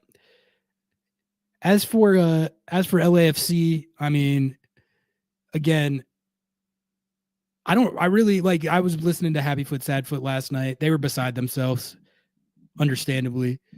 But Like there's just only so much you can do, you know. But I will say though, they kind of choked, and specifically Denny Bwanga choked, and he's way off right now. He has been all season. Last night it was more the same with that. Travis from Happy Foot Sad Foot was talking about it. It feels like he's totally right. It feels like every time Bwanga's in the final third right now, he makes the exact wrong decision. It's not even just like there's a debate about it and it's like, oh, you should have done that maybe. It's like, dude, you need to shoot that right there, not pass it, or you need to pass that, not shoot it. And the one that he should do, he does the opposite every time. I've seldom seen anything like it. And then he had two chances at the game winner, one of which he had two defenders all over him, and he went up for the header, and the Inter Miami goalkeeper made a sick save. And that was a pretty difficult header, I think, to really control where you were putting it. So I won't put that one on him as much. But he had a breakaway right at the end. It was like 88th minute, coming up on 90, where it's 3-2, and if they tie at 3-3 on aggregate, they go through on road goals. And Denny Bwanga has a clean breakaway. We've seen him score those a million times in MLS. He's done it to the Sounders a number of times, famously. And he's on this breakaway with the CONCACAF Champions Cup quarterfinals on the line. And he hits it like where the goalkeeper saves it. It was a good save, but like when you're Denny Bwanga, you got to make that, especially with how things have been going for them lately and him specifically. And he kind of choked. And it's clearly, Travis said that he's got the yips, and I totally agree. He's literally Denny Bwanga has got the yips right now. And that rules. I love that. Keep having the yips, Denny Bwanga. I don't want to see you thriving anymore.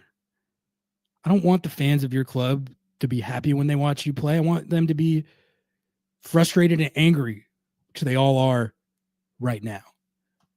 So LAFC's in the mud. Again, like, I feel like they played that about as well as they could have.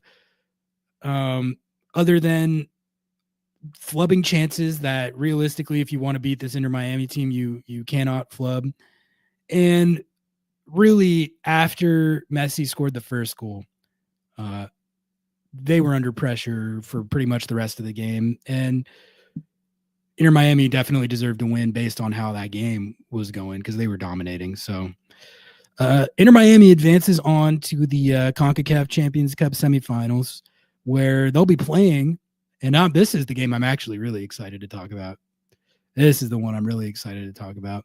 The Vancouver Whitecaps. Up the Whitecaps. Holy shit. I mean, this was an awesome game. I loved watching every minute of it. Just back and forth action the whole time. That one was 1-1 aggregate going into the second leg. And I thought the Whitecaps, I don't know about chalk, but my expectations, I didn't think they were going to win. I really didn't. I thought that if they had kept it at 1-0 in the first leg without allowing the road goal, maybe that gives them an outside chance. I guess I kind of didn't really believe in them yet. I'm a believer now. I think it's not like a novelty hot streak anymore. Like, they're just a good team. They're a good team, and they proved that, I think, in this game. Really, like, not enough positive things that I can even come up with to say about how they played that. They played Pumas straight up that whole game, and they had it at 1-1, which would have sent them through. Pumas gets a goal in the 88th minute. And like that, when Pumas scored that, I was like, okay, that's it. Like 88th minute, that's dusted. You just get through stoppage time and that's a wrap. So I didn't think there was any chance. Tristan Blackman, the legend,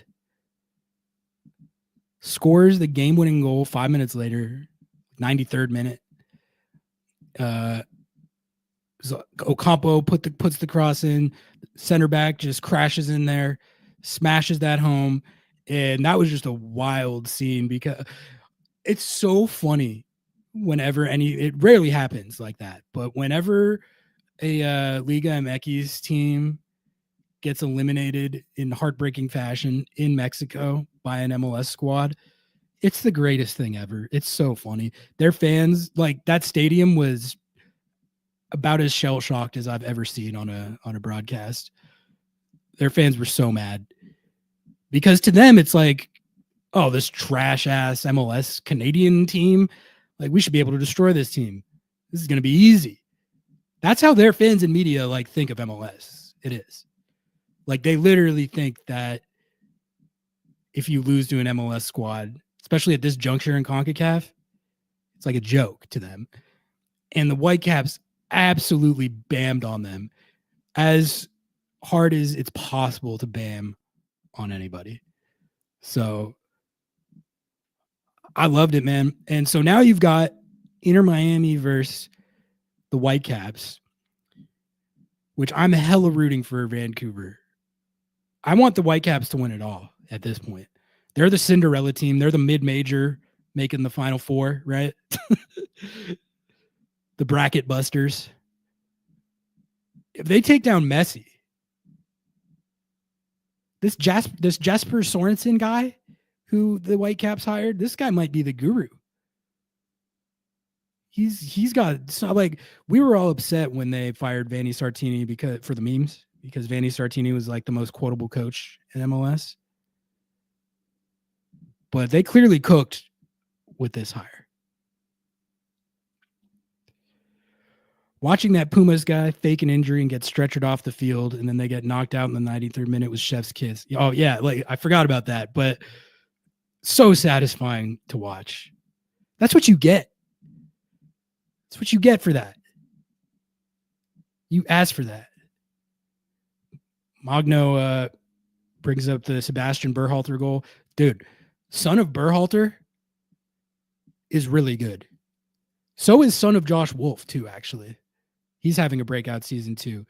But son of Berhalter is nasty. That goal, that first goal that he scored, I think that was the moment where I was like, all right, this Caps team, even if they lose this Caps team is good. Like, goddamn. It was like a back heel. I have no idea how he did that. Because it felt like the cross was coming in with pretty good pace. And he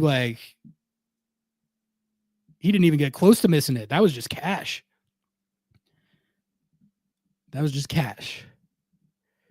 We were talking about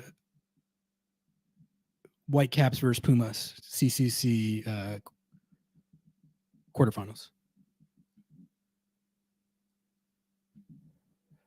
Yeah, I want the Whitecaps to take it.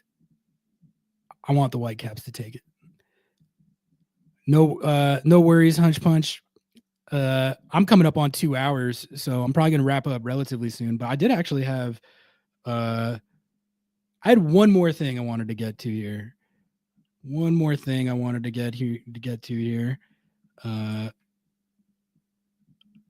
Because this was a big news story today. I'm going to do the, I'm sorry, I'm doing the screen share.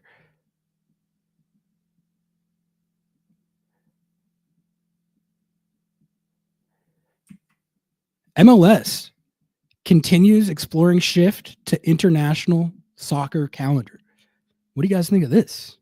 This is always a big topic of discussion.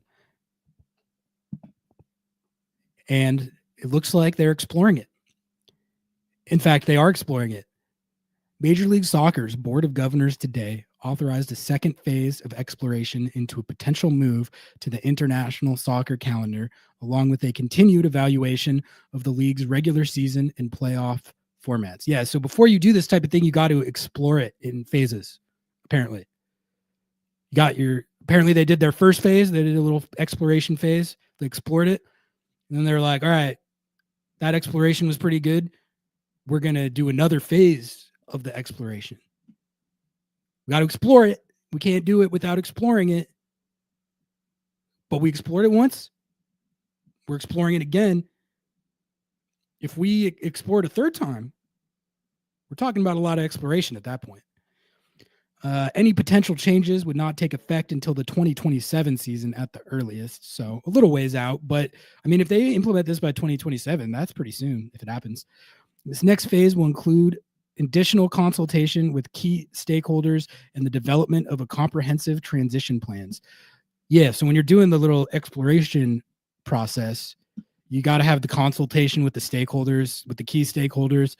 I'm a long time I've been talking about the additional consultation with the key stakeholders for years as it pertains to the development of the comprehensive transition plan. So, you know, that's all just basic. Historically, the MLS season begins in February and ends with MLS Cup in December. The international soccer calendar typically runs from July, August through May, June. MLS has 30 clubs spanning the United States and Canada, bringing into consideration numerous time zones and climates. So that's the news. And I think the upshot, I mean, there's a few upshots to this, and there's pros and cons. There's obviously pros and cons, but one of the most frustrating things about being an MLS fan is when you have a bunch of players who are good enough to be on their national teams, and then during international breaks when MLS plays through it, they're like, all right, well, you will be playing without 9 guys. And you're like, okay, I guess this game's chalked, you know, it's frustrating. So this would, in theory, mitigate some of that. What I'm going to do now is Brian Schmetzer was asked about this today, and I had it pulled up on the right timestamp, but now I don't. But okay, I found it. We're good. Brian Schmetzer was asked about this today and gave his take. I actually haven't even watched this yet. I was watching it before I started streaming and saw Jackson was asking the question, but I didn't listen to Schmetzer's answer yet. So I'm going to play what Schmetz thinks of this idea and then talk about it a little bit.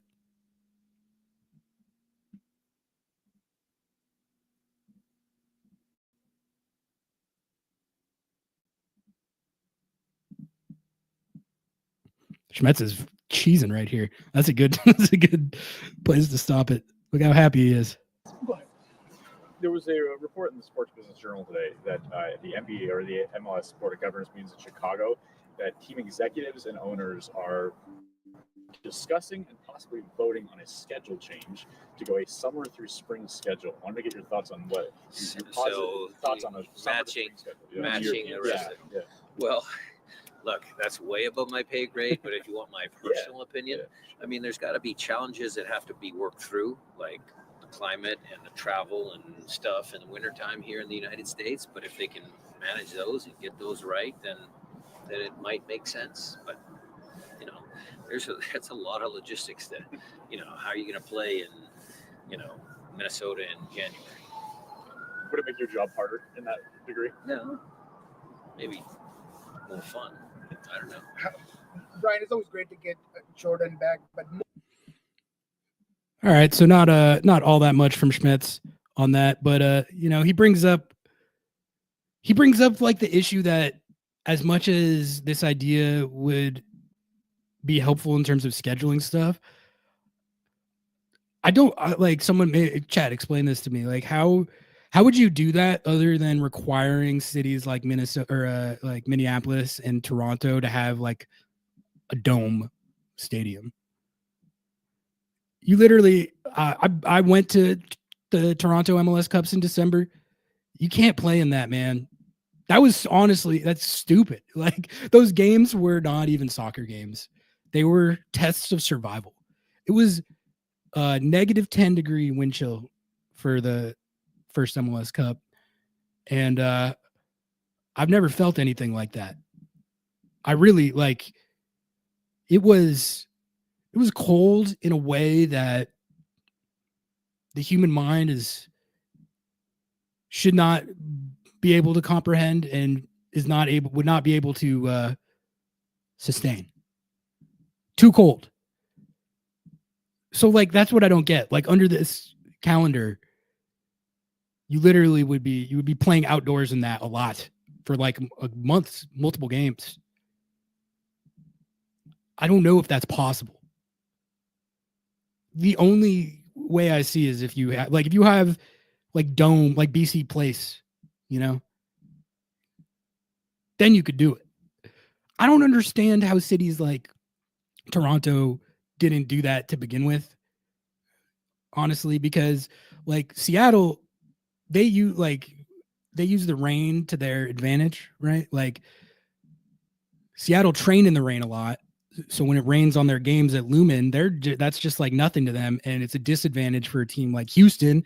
They don't train in the rain. They come to Seattle, makes it 10 times harder of a game for them and gives Seattle an actual advantage. You don't have an advantage in negative 10-degree wind chill. Both teams are chalked in that scenario. So I don't know. What do you guys think? Cost is too high for an indoor stadium. Forget the chance of real grass too. I mean, like that's the thing is all these teams are rooted in stadiums that they've had for years, and it's not like you can construct an indoor stadium. Maybe can you didn't the Mariners like build a retractable roof after the fact at Safeco? Like they didn't have it, or was that always it was chat? Did Safeco Field always have that roof? Did they put that in after the fact? Literally, like put in a retroactive retractable roof on BMO Stadium in Toronto. It was always there. Oh, okay. I bet you could do it. They have a lot of advanced engineering these days. I don't know. That's just like in terms of the idea of aligning the calendar with the schedule. Like, yeah, that would be great. But then, yeah, there's the travel considerations and stuff too.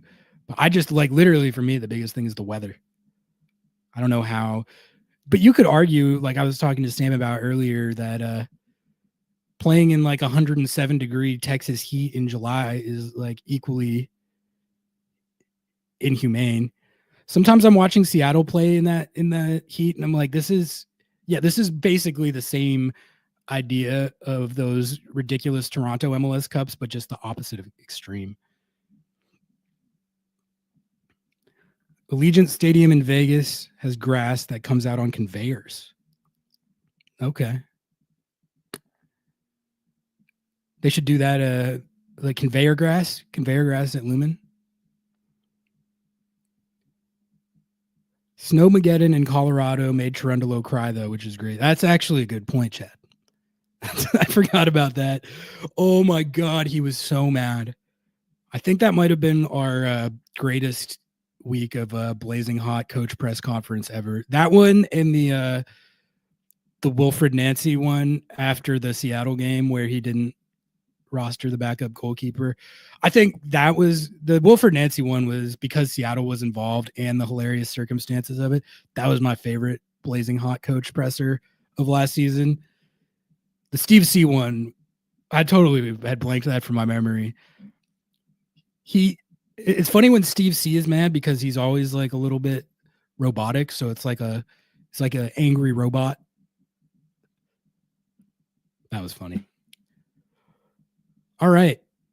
I am past the 2-hour marker. So I'm going to start the process of wrapping it up. Where's the lo-fi? Where's the lo-fi? Put on the lo-fi. If you have any last questions, topics, thoughts on the Seattle Sounders, Major League Soccer, CONCACAF Champions Cup, whatever it may be, go ahead and drop them in chat. Get to them before I get out of here. Thank you all, as always, for tuning into Under the Lights. Love my Thursday night crowd. The stats might not be as hot as Lobbing Scorchers kickoff, but this is where the sickos reside. And I love that about you guys. Prediction for Saturday. I typically don't do predictions for MLS because I think it's pointless, because however you think a game is going to go based on personnel, form, home road, it just doesn't go how you think it's going to go pretty much all the time. In fact, whatever you predict, you should honestly usually predict the opposite. So if I was predicting this game, I think I would take FC Dallas. Like, seriously, I see no reason not to. Predominantly, honestly, because they're at home. Most times when I'm doing prediction, I just predict the home team because home away splits in MLS are usually, that's the one thing that is reliable. So I probably, even if Seattle was in form, I would probably realistically pick FC Dallas just because of the home away factor, right? With how Seattle's playing right now, with Rusnak now injured, De La Vega and Morris on minutes limits, the deck is stacked against them. It is fair to say, both in terms of how they've been playing recently, the injuries, the vibes. FC Dallas, they got Lucho Acosta, they got Peter Musa. They're the favorites here. But like, with my predicting the opposite logic, that probably means actually that Seattle's going to win. That's my prediction. My prediction is that Seattle is going to win because it's the opposite of what I actually think is going to happen. That's that's my prediction. Lineup for the weekend is Jesus going to play attacking mid. Yeah, I think that he's going to slot in as the number 10, like exactly how Rusnak would. And maybe they bring Jordan and De La Vega off the bench. I hope I don't know. Depends how fit they are. Jordan, I think. Did Schmetz say that he might start? I don't know. And I'm honestly not sure about Moose's status. I think you might see, depending on how they want to handle the Jordan situation, you might see Moose start and then Jordan maybe play the last 30. Or maybe if he's more fit than that, then Jordan goes 60, Moose the last 30 if he can. And Georgie at the 9, actually. I had an amended take on the Georgie at the 9 thing. I forgot to mention this, but after reflecting on it, having some time removed from that whole thing, I'm okay with it. I'm okay that Schmetz did that because I can't talk out both sides of my mouth. There are a lot of times when stuff isn't working where Noah and I get on the mic and start bitching and we're like, Schmetz, just try something different. I don't even care. Like, I don't care if you just stick Georgie at the 9 is something that I would say. I didn't think of that, but that's something that I would say. And I just don't mind the principle of like, fuck it. What we've been doing is not working. Put Georgie at the 9. I'm good with it. I know I was very critical of it in the immediate aftermath of the game just because I wasn't expecting it and I was pretty gobsmacked. And like Schmetz and Ferreira both actually gave takes on it. And when Schmetz was given the take on it, I was like, okay, all right. But I thought about it a little more and I was like, all right, sure. Try Rothrock next is my only thing. Try Rothrock. Ryan Kent's not going to be available for this. I don't know what he had to go to Canada to do his immigration interview. What is that? Why did he have to leave the country? Schmetz said that he had to leave the country to do the visa stuff and then come back. And that's like a required part of the process. Why does he have to why can't they interview him here? Hey man, what brings you here from Scotland? What are you doing here? I'm playing professional soccer for the Seattle Sounders. All right, here's your visa. We can do that interview in Seattle. Get his passport stamped on the way in. Okay, that explains it. I'm learning about the immigration process. Have to confirm the documents at an embassy and then your status is effective on re-entry. Seems silly to me, but immigration bureaucracy stuff, they make you jump through all the hoops. You got to go to the consulate. Yeah. Consulate's a good term.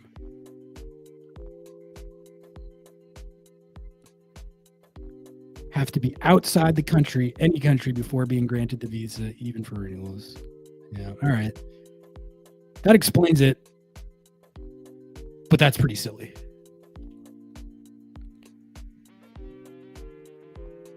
When is the Nashville game? Let me pull up the schedule. Let me pull up the schedule and I'll give you a little prediction on when we might see some Ryan Kent. I'm really that's one thing, like when I think about how this season's kind of been a drag lately. I'm excited to see if Ryan Kent can just be a jolt of energy, jolt of something new skill set. He seems like a fun player to watch. To quote Ryan Kent, he said he likes to get bums off seats. That's the type of player this team has needed for a while. I think De La Vega is a bums off seats type of player. He just can't run 10 feet without doing his hamstring. So if Ryan Kent theoretically has that attribute and can play regularly, I think it could be a great thing for the team, at least in the watchability department. Okay, so Nashville is the game after. Hopefully he can play in that game. I don't know. Like, how long does it take to this immigration stuff with the new players? Like, always takes longer than I feel like it should. Like, there's been situations where guys haven't been able to play for like 2 months or something. Shouldn't you be able to just say, we're bringing this guy here to play for our soccer team. He's here to work. Can you just approve this shit? Get this going? I know that's just not how the world works, but it should work. It literally, like, the reasons they give for why it's so complicated, I'm pretty sure are just like bogus. Pretty sure they could just let him play and it's not that big a deal. Schmetzer said Kent could feature on Saturday. Okay, well then I think the Nashville game. If Schmetz said that, then the Nashville game might actually be a realistic target.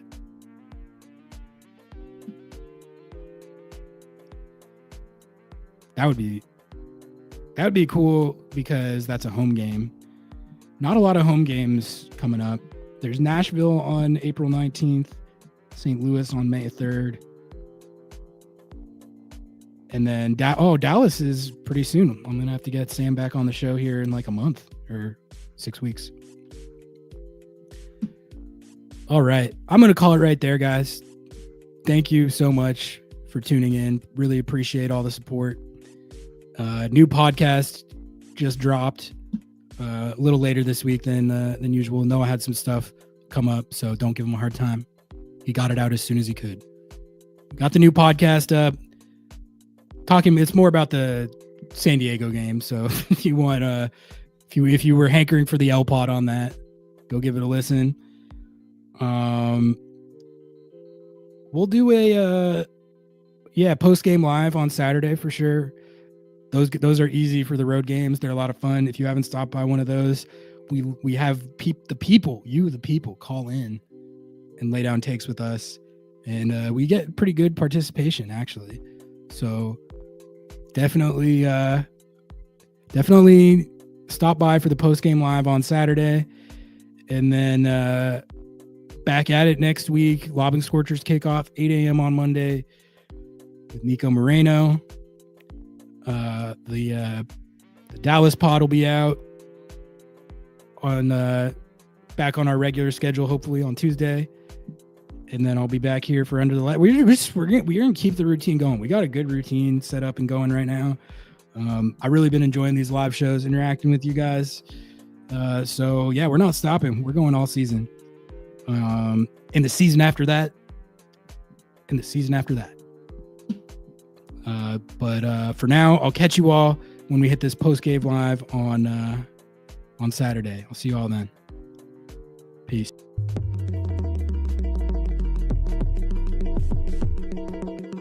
The Seattle Sounders brand new 2025 kit is here. inspired by two traditional Southern Coast Salish weaving techniques, twilling and twinning. These techniques, passed down through generations, honor the resilience, deep-rooted ties, and creativity that define the cultural fabric of this region. The striking deep blue jersey will be worn by the Sounders for the next 2 seasons to honor the club's deep connection with the Puget Sound and shared responsibility as stewards of the greater Salish Sea watershed. Backing up that commitment, the Seattle Sounders will donate up to $50,000 to benefit community charities around the Puget Sound region. To get your very own Salish Sea kit, visit lobbingscorchers.com/kit. That's lobbingscorchers.com/KIT.